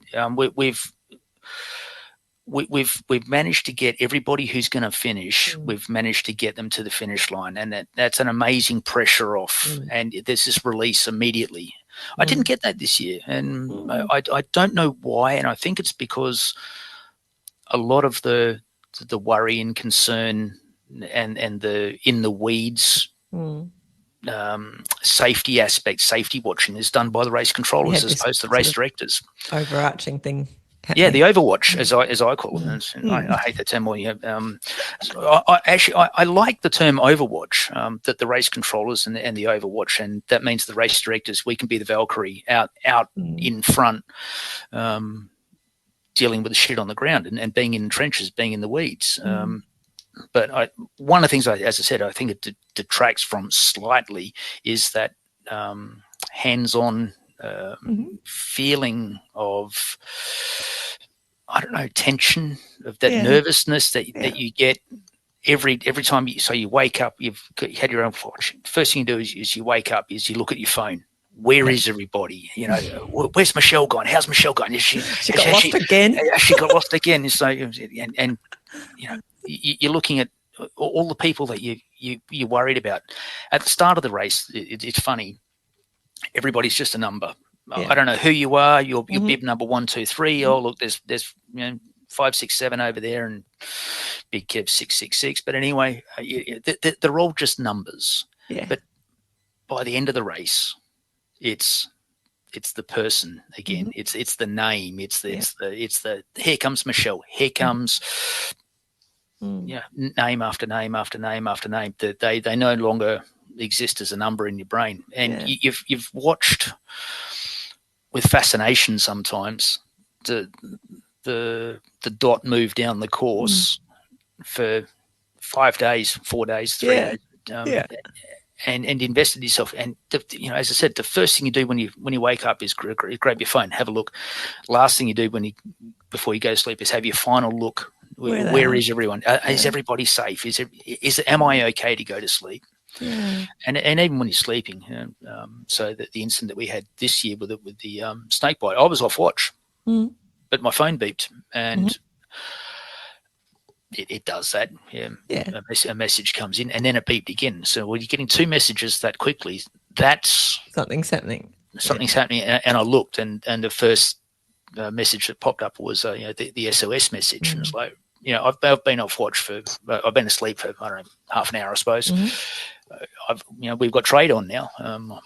We've got to go and do stuff, and so we went and did stuff, and that ate up about 3 or 4 hours of my off watch, and then went and got a quick snooze, and then you're back on watch again. And, you're back out there doing stuff, knowing who knows what's going to come up next. Yeah, or knowing full well that the work you did, we got that person off the course and into safe hands, and they were now being looked after. So you go to sleep a little bit more easily than you probably liked. I know. It was funny about the dot watching people here at home in Tassie who were following, and actually my family in Melbourne as well. They were all familiar with all the names around me. They were like, so how did that person do it? How did Paolo and Rob do it? How did, so they were like, you were there with them for a while and then you were somewhere, they were like, so that was kind of funny as well. You'd be surprised how invested you get watching dots. It's interesting. It's fascinating. It sounds like watching paint dry, but obviously it's not. Well, I do some crazy stuff with the dot watching system. I don't know if people know this, but there's a lot of things that you can do, and you can highlight runners. You can put the tracks on. You can select tracks for particular runners. And, you can turn off the predicted things so the dot doesn't continually move down the path. So you only when it updates does the dot move, and we can jump around and stuff. And I do some other stuff as well. Benefits being a programmer is I can get data and present it in different ways, and I do some other stuff as well. Again, post-race analysis, and that helps as well. But we do some of this crazy replay stuff as you're watching dots, and so I get to see everybody's journey a dozen times, or more. And so, for example, with your excursion, I'll replay. That's why you told me yesterday. You were replaying it. I'll replay everybody's race and see where things happened, and is there something? What can I take away from watching those dots? What can we bring in next year? Where are the parts on the course that are that are obviously confusing people because people have gone different ways. I really wish you could somehow, and I don't know how you do this because having run races consistently as well here, like being organisers and being the person who is in the race from time to time. There's that, yes, I'm hearing the instructions, it's coming in, and then I'm on the course, and then I'm doing my thing, and I didn't really take any of that, or I think I did, but especially, I don't know, our last beach with Rob and Paolo and I, we tried to leave the beach 3 times before we got to it because we're like, I don't think we listened to the instructions very well. I think we have to go all the way to the end eventually. There's a lot of that. But it was on us, is what I'm saying. It was just us not paying attention. Yeah, bless Sean and his office and the people who do all the work in the background. Some of the things I think could be better instructed in the running instructions. But then again, most of the runners don't read the running instructions anyway. I'd be fine next time because I've done it now, and I'd be like, I'm pretty sure this is the right way. And I just get the map out. The map was awesome. I got it out a lot. That's the other thing about preparation for these events. Everybody's off training, and I've written a lot of posts about what I believe people should be doing in their trainings, other than just running ridiculous distances. That bit's easy. It's doing all of the small things. It's becoming very proficient at all the small things that you do. So, simple things. Can you take your backpack off whilst you're running? Can you do it at night when you've got it underneath your vest, your high-vis vest? I would take the vest off, I reckon. Okay, yeah. So it's all of these things. Okay, so how are you going to do the things that you need to do? So whilst you're, and have you figured out in training that you need to stop to remove your high vis vest, to take your vest off so that you can fetch the thing out of your backpack that you're trying to catch, or can you do it on the run? Have you figured out how to do it? Can you stow and retrieve and stow your poles? Yes, I can. Whilst running. Some people can, some people can't. Not with the vest on top of my pack, though, because then I can't get to the quiver. Yep. And so how did you learn this? I did not put my poles away. See, this is the stuff that we learn in training, and it is doing all of those small things and doing the small things well, which will make make your journeys more efficient, better, more fun, because you're not. I mean, you're not going to be able to practice everything. And I've got an example where I was running one of those coastal races in the UK, and I was running along, and I thought I had a spot on my glasses. It's been pretty muddy and things. So I thought I had a spot on my glasses. So I went to go wipe the spot off my glasses and realized I actually wasn't wearing my glasses. Oh. Okay. So the spot is actually a bug that's actually stuck to my eyeball. Oh, that's gross. How do you practice that? Yeah. So I was trying to shoot myself in the face with my hydration hose whilst running along a cliff edge and not falling off the edge of the cliff. And it was one of those things. I hadn't practiced it. No, really. And it took me a while to figure out. Yes, I should just stop and spray myself in the face and wash the bug off my eye. But there's not a lot of logic when you're out there sometimes. I am aware of that. but it's practicing all those small things, all the small things. I've mentioned before, marathon runners, the good guys, practice picking up a cup off a table, because they know that if they get that wrong on the race day and they don't get their hydration nutrition in, then that's going to come unstuck pretty quickly. It's those small things. Triathlons. You see people practicing putting their shoes on and off, taking their helmet on and off, and how far away can I be from the box when I throw my helmet, and for not to bounce out, and all of those small things that on the day need to come together to make the race a good run. Happen, not happen, but happen well and be enjoyable and fun and all of those things. And I find a lot of ultra runners don't, and that's because they're going so far. They think they've got plenty of time to get lost. And one of the things that a lot of the ultra runners don't practice, and it annoys me every time, is they don't practice navigating. Oh no, I'm okay at that. Apart from when I'm talking to someone and it's those. I've got a phone. Yeah. I've got my GPX on my watch. Yeah. The number of people again this year who arrived at check-in saying, "How do I put the course on my watch?" Oh.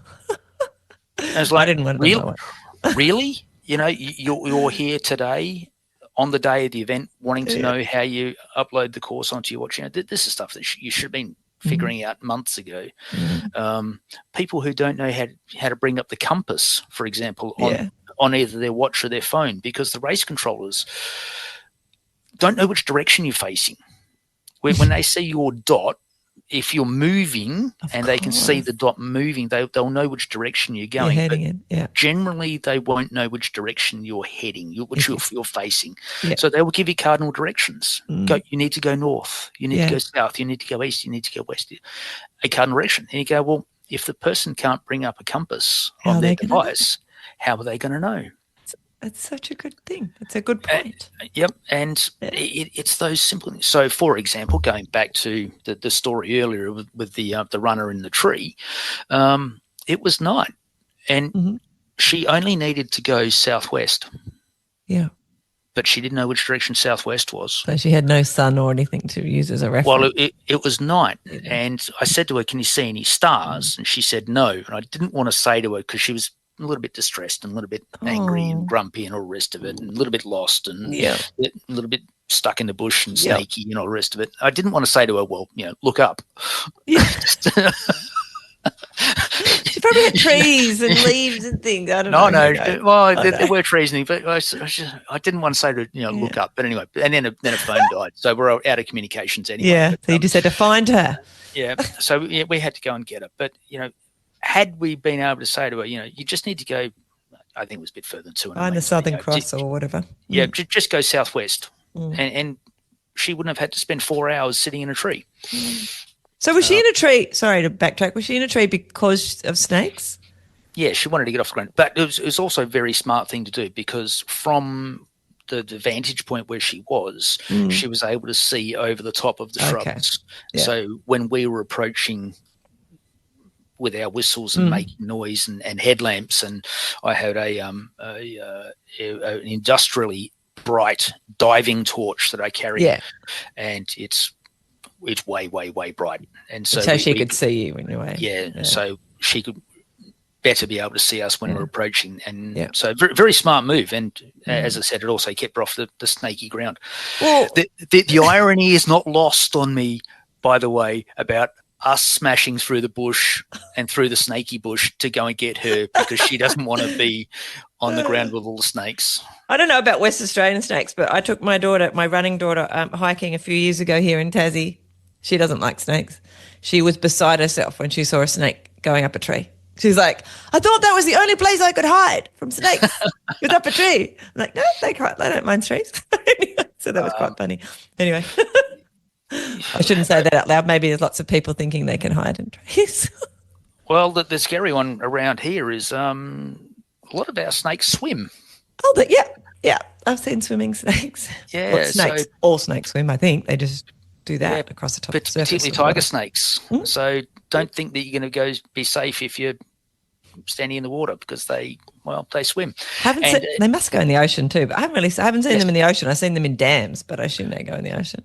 A scuba diving story. So we've got 2 islands off the coast, Garden Island and Carnac Island, and I was scuba diving between the 2 of them. Yeah. And we're sitting on the boat, and me and my dive partner, and the instruction from the dive master were, when you get in the water, go down the anchor chain, sit on the bottom, wait for everyone to get down there. And so me and my partner, we roll into the water and we go down the anchor chain, and we're sitting on the bottom, and we're sitting there, and we're sitting there, and we're sitting there, and we're sitting there. We're waiting, and we're waiting, and we're looking up, and there's no one else coming. So what's going on? So we decide that we've used enough air sitting on the bottom, so we go back up to the boat, and we're sort of looking at everyone in the boat, and they're looking down at us, and we go, "Are you guys coming in or what?" We're just waiting until all of the snakes are gone. Oh. And we look across, and all around us there's hundreds of tiger snakes. And they were tiger snakes. Oh. And they're swimming.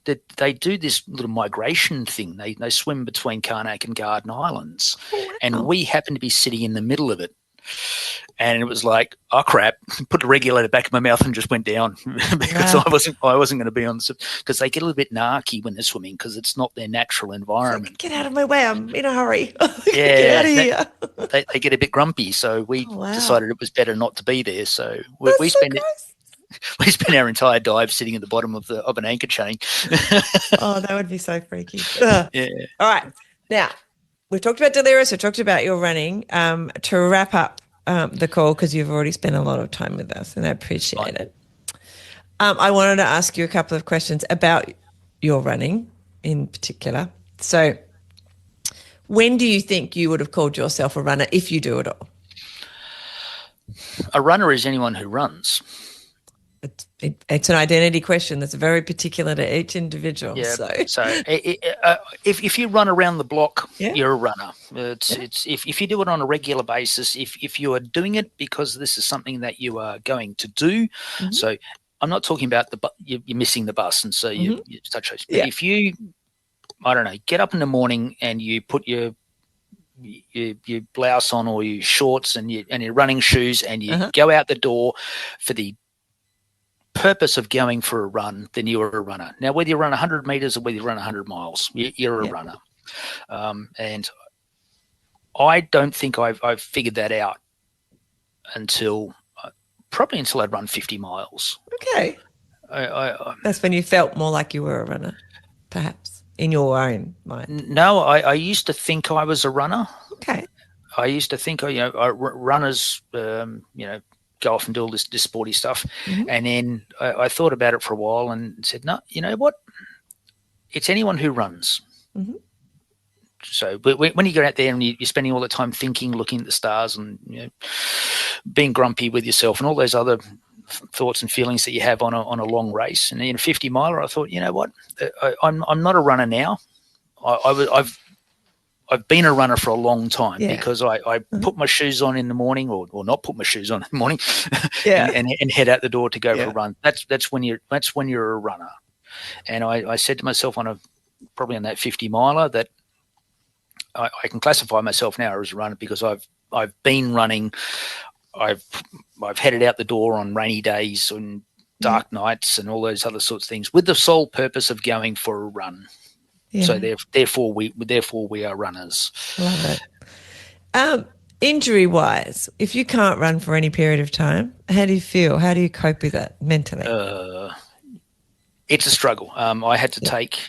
I'm still broken now. Like most people who volunteer at running events, they're all broken runners. I had a left foot issue. Actually, no, I didn't. I had 9 issues with my left foot all simultaneously. What? So plantar fasciitis, Achilles tendinopathy, posterior tibialis tendinopathy. I've got a bone spur. Left foot's problematic. So it took my blister foot in Delirious, my left foot as well. That I've got. And the other thing is I'm right-footed. So why is it my left? I don't know, but I had all these troubles with my left foot, and I struggled with that.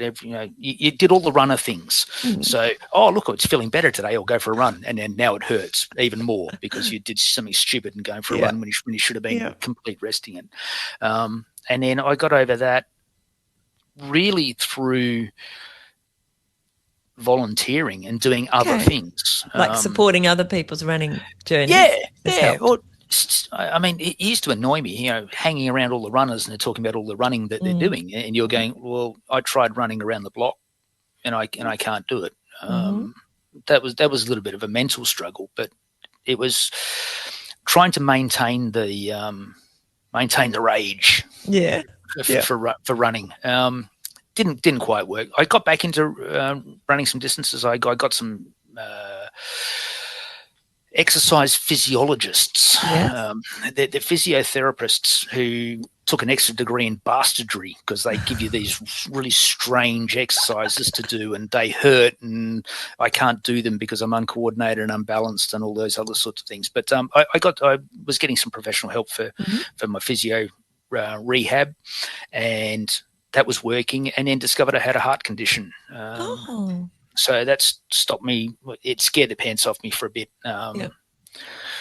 Running down the street with a heart rate over 200, like way over 200 is not good. Or even worse is when you're sitting, not doing a hell of a lot, and your heart rate plummets to ridiculously low levels. So what's the prognosis for that? Well, funnily enough, after I gave a buttload of money to a cardiologist who already drives a Ferrari, he basically came up and said, hey, don't know why this is happening. And that's it. Don't live your life like you're a walking time bomb.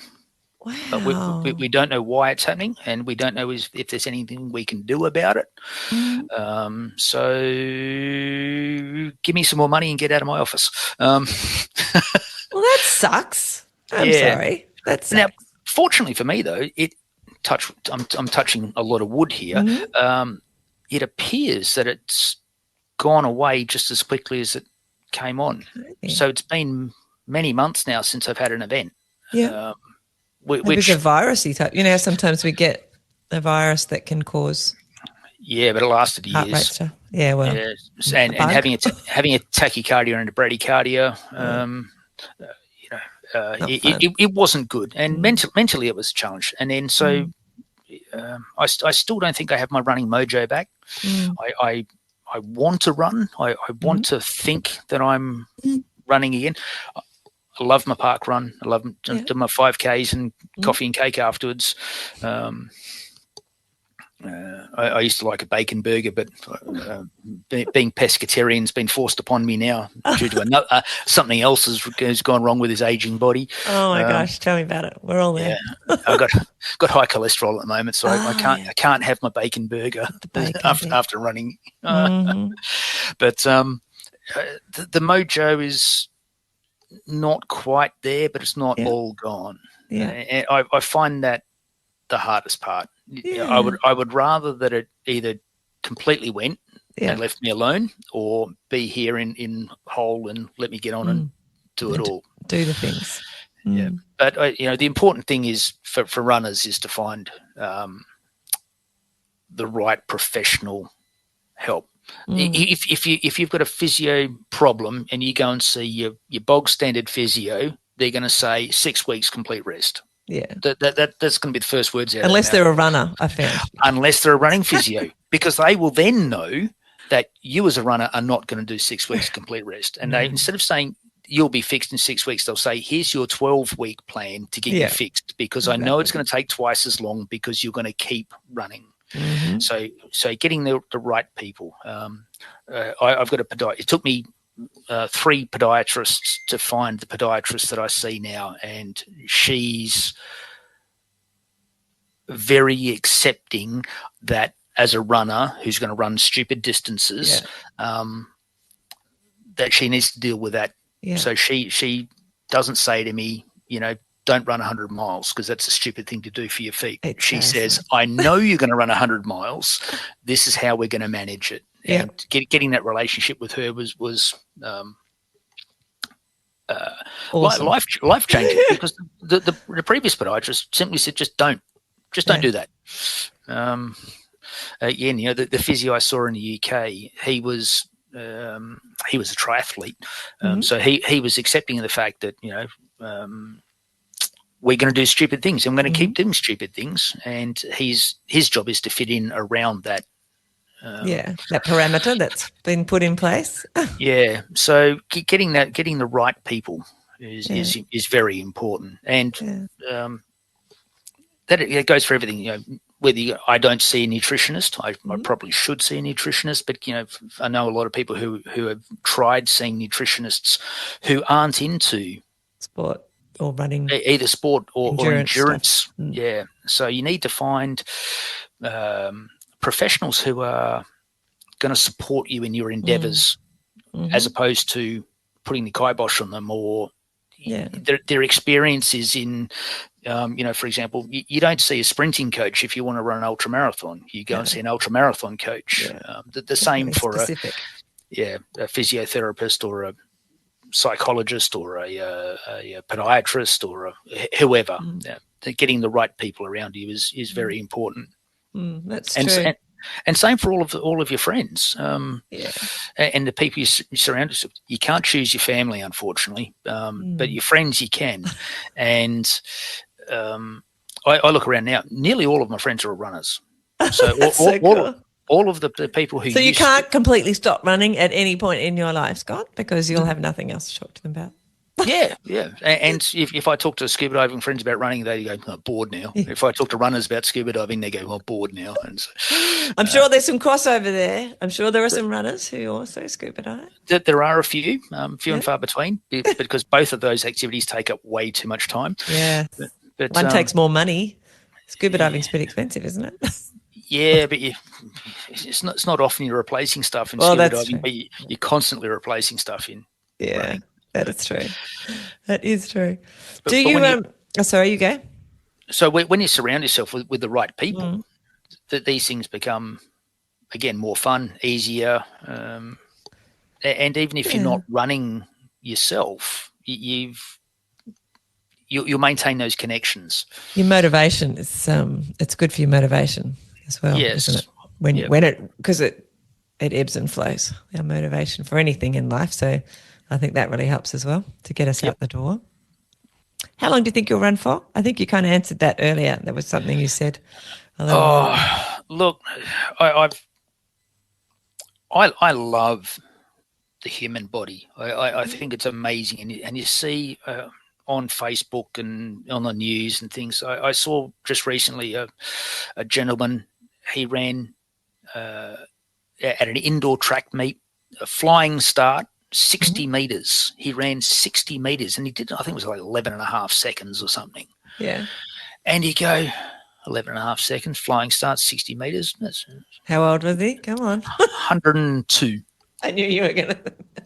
And you go, that's amazing. I want to, not only to be alive at 102, but but still being physically active and doing this every day, or maybe not every day, but with a purpose. It's not just running for the bus. It's this 102-year-old gentleman had gone out and trained however many times a week he trained. His nutrition was aimed at running 60 meters in 11 and a half seconds, whatever the time was, etc. I love that idea. I want to run until you put me in a box. Don't put me in a box, and until you huck me over the side of a ship. Wow. Because there's so many amazing people that you meet in this adventure, in this journey. Runners are the best people. I've met cyclists, I've met triathletes, and we're a bit biased, but of course. Yeah. Well, I've seen, as I said, I've seen a lot of groups of people, but I think runners are the best humans. Yeah, I think I would agree. Which is probably not a surprise. If you hadn't started running, what do you think your life would be missing? I don't know. I would have fallen into something else. Unfortunately, I don't do anything by halves. So I got into scuba diving a while ago and decided that I needed to be an instructor. So I got all my qualifications and got all the way through, dive master, rescue diver, diving instructor. Tick that box. I don't instruct anymore. Actually, I haven't been diving in many years, but I've still got all the gear. Yeah. I pull it out every now and again, look at it and go, yeah, too much time, effort involved. I'd rather just put my shoes on and go for a run. But I don't do anything by halves. Go hard or go home. Fully invest in whatever you do. So, maybe I would have got into, I don't know, baking or then your cholesterol history might have come up earlier. Yeah, it wouldn't matter what I would do if I wasn't running, but I'd certainly be in 100%. And as much as that annoys myself sometimes, it annoys Tracy sometimes. And, it's just who I am, how I do stuff. So what do you think the running's giving your life, to put it in a completely other direction? I think I've learned a lot about a lot of things. Pick a topic, all designed around running, etc. Is, for example, I'm not a first aid professional. I'm not a medic. I've done some first aid courses that are required by Sean's insurance that allows me to be a medic at some of his events. But I would pick a topic. I don't know, hyponatremia. What do I know about hyponatremia? I know nothing about hyponatremia. So I start studying and researching. And so I'll spend a month looking at one topic. Wow. I will study electrolytes. How do electrolytes work? What do they do to the body? How and why, when, where, etc. Snake bite. What's the gold standard for snake bite treatment, etc. How does a fartlek work? Why is doing speed play an effective method for training, etc.? So I'll pick a topic and just research the hell out of it for a month or so, and just add this all together. So what do I get out of the running? Is it's giving me, every day I have to learn something. I love learning a new thing. I had some blood work taken the other day, and the phlebotomist says, you're getting your B6 blood test, etc. B6 is light sensitive, and so they have to wrap the vial up in foil and put it in a dark place. B6 is light sensitive, right? So the research for this week is, how is B6 light sensitive? Why is it light sensitive? How did they figure out that vitamin B6 is light sensitive? So it's all these. You have a very, very, very, very curious brain, Scott, where you just want to dig in and understand. And you love that. Like that's that's the thing that you love to do, whether the topic is running or B6 or submarines or scuba diving, whatever it is. Yep. You want to know. And now we live in an age where you can do that at your fingertips as well. So it's even easier to research any of those topics.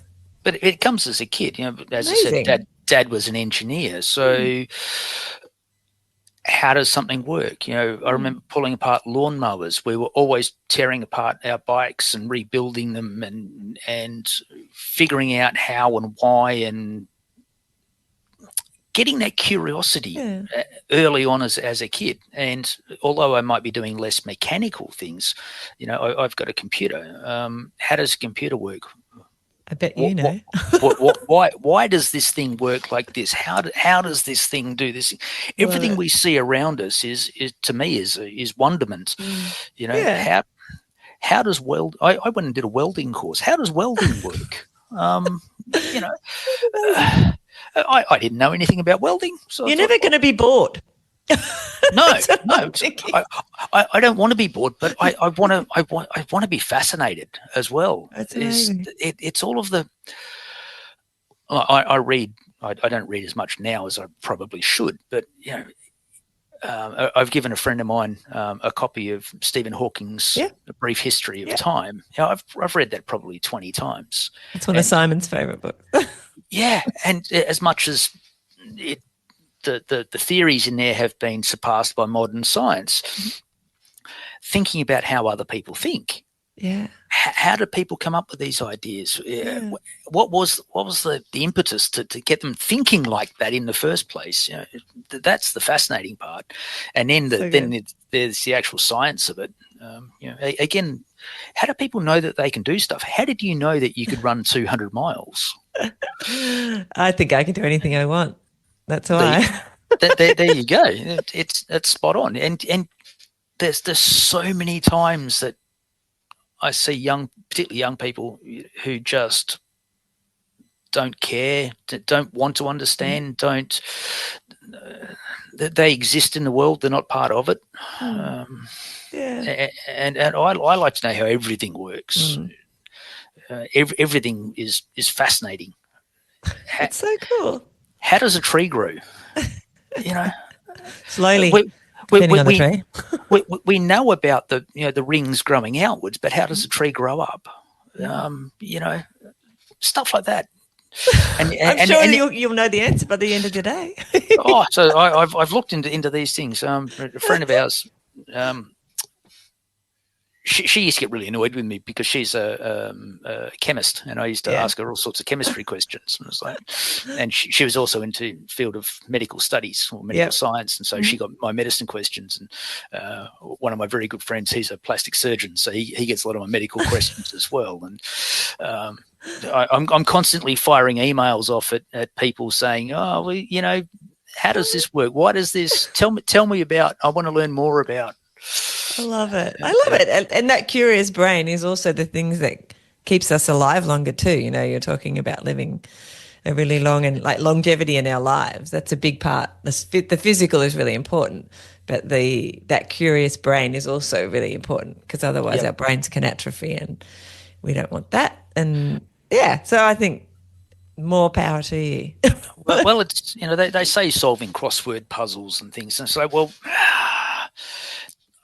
solving a crossword puzzle or a wooden puzzle or a jigsaw or something, I don't think is doesn't float your boat, Scott. As stimulating as solving the puzzle of why. How do you get the ice rings around the moon when you look up at night? Just the why. The why. Like you just want to answer why. Why? Yep. All the time. Why? Yep. Why is it like that? All right. Yep. Scott, I always ask people for tips for beginner runners. Now you've been running plenty now and you have plenty of experience in running and you probably could probably know exactly. If somebody come up and said to you though, Scott, I want to start running, what would be the first few things you would suggest that they did? The first thing I would learn to do if I was going to start running again would be learn to run. Okay. We have to learn so much. We have to learn to swim. We have to learn to drive a car. But everybody just expects that they can wake up one morning and run. Interesting. If you learn to run properly, and if you learn to run well from the very outset, I reckon 99% of the problems and the things that will eventually stop you running won't ever materialize. So, and I would start at the very simple thing. So before you go outside, learn to run on the spot, inside in your house. Bounce your feet up and down, and I guarantee you'll land on your 4 feet. You will not be landing on your heel running on the spot. Yeah. Then you run up and down the passageway a couple of times. You only have to, or run through the living room, or wherever you can get 5 to 10 meters of straight line, running slowly. Again, running in that 4-foot style, the same as what you're doing when you were running on the spot. Yeah. Now, once you can do that, now you can brave the outsides, and now you can start going outside and start running short distances and build up slowly over time. I've seen so many people, and they do this. It's not couch to 5Ks, but it's the couch to 5K. But I'm going to do it in a week. Yeah. And they break. Yeah. And too much too soon. Yep. And it's hard on the body, and they end up either hurting or hating it. Yeah. And as you know, I love my running now, and I hate for people to hate running because it's given me so much, and I love it so much. So if they could start slower and just be happy with what they've got and learn to run properly from the very outset, then it doesn't matter. If you want to then be a sprinter, go off and do some speed work. If you want to become an endurance beast and run ultras, go and do that. But you've got the grounding. No one learns to swim at world record pace the first time they dive into a pool, and yet everybody expects that they can run at world record pace. Yeah. From the time that they strap on a pair of shoes. So that'd be my advice is learn to run. Yeah. No, that's awesome. I love it. Before we wrap up, I always ask people if there's anything about running that we haven't talked about that you'd like to share. Or have we covered most of like the running world according to Scott? Well, the running world according to Scott would be to try and get runners to stop doing stupid things. And some of the stupid things they do are inherently dangerous. One of them, and it annoys me, for example, I did actually see during Delirious again, is the use of non-steroidal anti-inflammatory drugs, NSAIDs. Ibuprofen should be banned in my book. Because it's bad for you. Is it your kidneys? Your kidneys. It will shut your kidneys down. Now, look, you're going to be running. This year was for Delirious was particularly humid. So although it wasn't as hot on the first day, the heat was trapped in overnight. So the first night, you might remember, was quite warm. I think it got down to about 15 degrees. Yeah. The second night only dropped down to about 14 degrees. So it was hot and humid. And people were either drinking too much pure water and not enough electrolytes, or too much electrolytes and not were just not drinking enough. And what they were drinking was pure electrolytes. And so you're putting your kidneys under immense load and immense stress. Fortunately, this year, the introduction of getting people to carry hydrolyte is a savior, and will save people's lives. Yeah. But people are still doing bad things to their kidneys through their oral hydration. Yeah. And they're capping that by taking ibuprofen and these NSAIDs. It will kill people. And it's banned at UTMB. Is it just knowledge, though? Like, is it just because people would take a Panadol, alternative pain relief-y things, or do they taking it for other reasons apart from? I don't know. I don't know the answer to that. As you know, I research everything, so I'm going to go running, etc. I've got inflammation. How am I going to deal with that? The typical thing is just take some ibuprofen and that'll make the swelling go away. Mm-hmm. Well, one, it's bad for you, but I don't think people do the individual research about how it's bad for you. Why is it bad for me? So what is it actually doing? I'm not, I said, I'm not a doctor. I don't know exactly how it works, but I just know what the effects are. Other things, blister care. You know, people take care of your feet. Go and see a podiatrist. If you've got bunions, go and see a podiatrist 12 months before your big event, because you're not going to get that shit sorted out in a week. True. If you've got fungal nail diseases, you know, that's a 3 to 6 month process to get rid of that. Wow.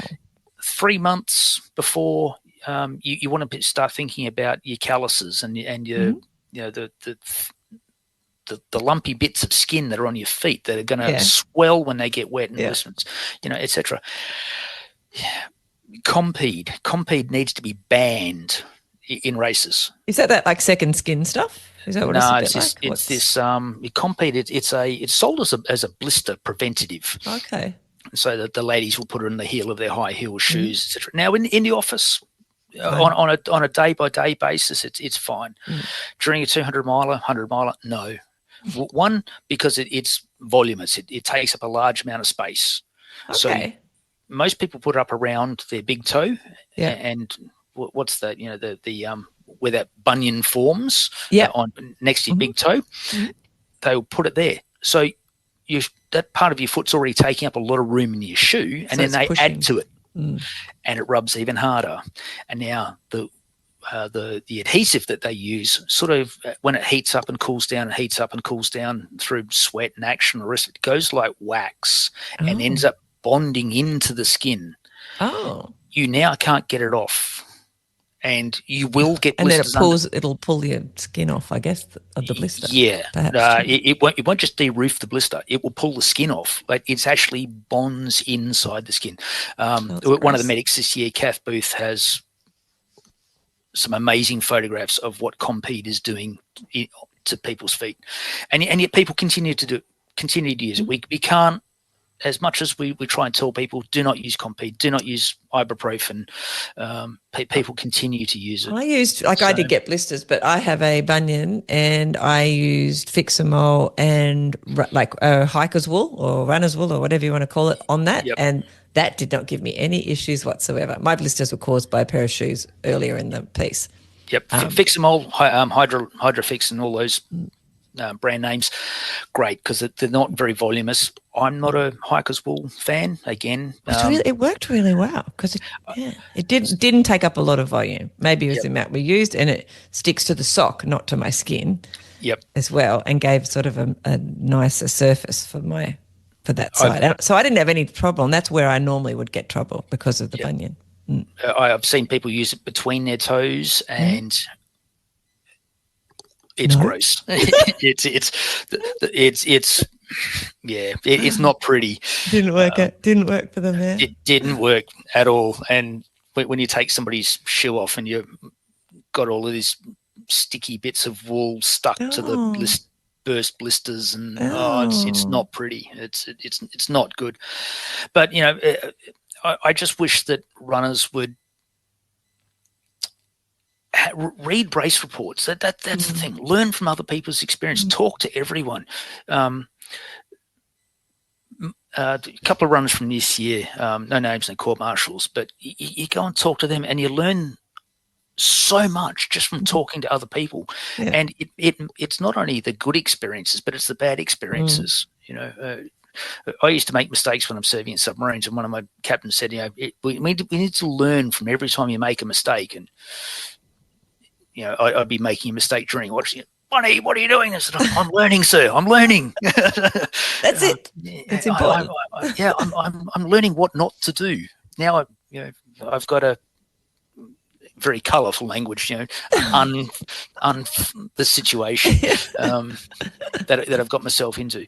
But you know, there are again, the running community full of beautiful people. You know, try and get Big Kev to shut up when you're talking about running. He will fire hose information. He does. If you ask him a question, he will give you more information than you could possibly deal with in one sitting. And you take away and you chew on it and you digest it and you learn. And then you can talk to, I'll give another name, Marty Collane. He and his awesome team Collane, where would it be in ultras without them? He's been going through hell with gut issues. And so learning from him about all of the different nutrition, hydration strategies that they've tried, what is and isn't working, etc. 1,000 years worth of knowledge just jammed into a 1 hour conversation with Marty and Kat. It's amazing. That's awesome. I love that. I've had them on the runners have to learn. They do. Runners need to learn. They need to be curious like Scott. They get out there being curious even about things you don't realize that you need to know. Because often you don't know you need to know until you've, I don't know, got a really bad blister on something or something's gone wrong. Or your stomach issues and things, isn't it? It's kind of but that being curious before you need to be curious would be really good. There's a adage comes out of the military, and it's when you evaluate a target, so you can get an unknown, then you have an unknown, then you have an evaluated unknown, you have unevaluated unknowns. It's like it's knowing what you know and knowing what you don't know, and then not knowing what you don't know. I love it. It's so true. Anyway, just surrounding yourself with information, you'll pick up stuff, and some of it will be very helpful for you in the future, but you don't know which of it will be useful until you start absorbing all of it. Well, it's better to have it and not need it than need it and not have it. So collect all the information. Look at us. We're amazing. Keep coming up with these new adages. Anyway, Scott, thank you for sharing so much goodness. It's been amazing. It's been long. I hope I haven't taken too much of your day, but it has been amazing, and I'm really grateful that you've shared so much time with us. Thank you. Well, thank you for having me, Michelle. It's been an interesting experience, my first ever radio or podcast interview. I feel like we could just keep going, but we should probably stop. For now, we might have to come back and do another part at some point because obviously Scott Bunny's brain is full and needs to be explored. Thank you again so much, not just for the podcast, but for everything you do for the running community. You're amazing. Thank you. Thank you. Thanks for listening. I hope today's chat left you feeling just a little more inspired to get moving, whatever that looks like for you. If you've got a story to tell, please reach out. I'm always looking to share more real running journeys that can lift up and encourage others. Whether it's a little win, a big goal, or just why you run, I'd love to hear it. And if you're looking to keep your running fun, motivating and totally stress-free, have a look at Zen Run. It's a low-key space with simple training plans, guided runs and monthly challenges to keep you going without the pressure. Until next time, keep running, keep breathing and keep showing up for yourself.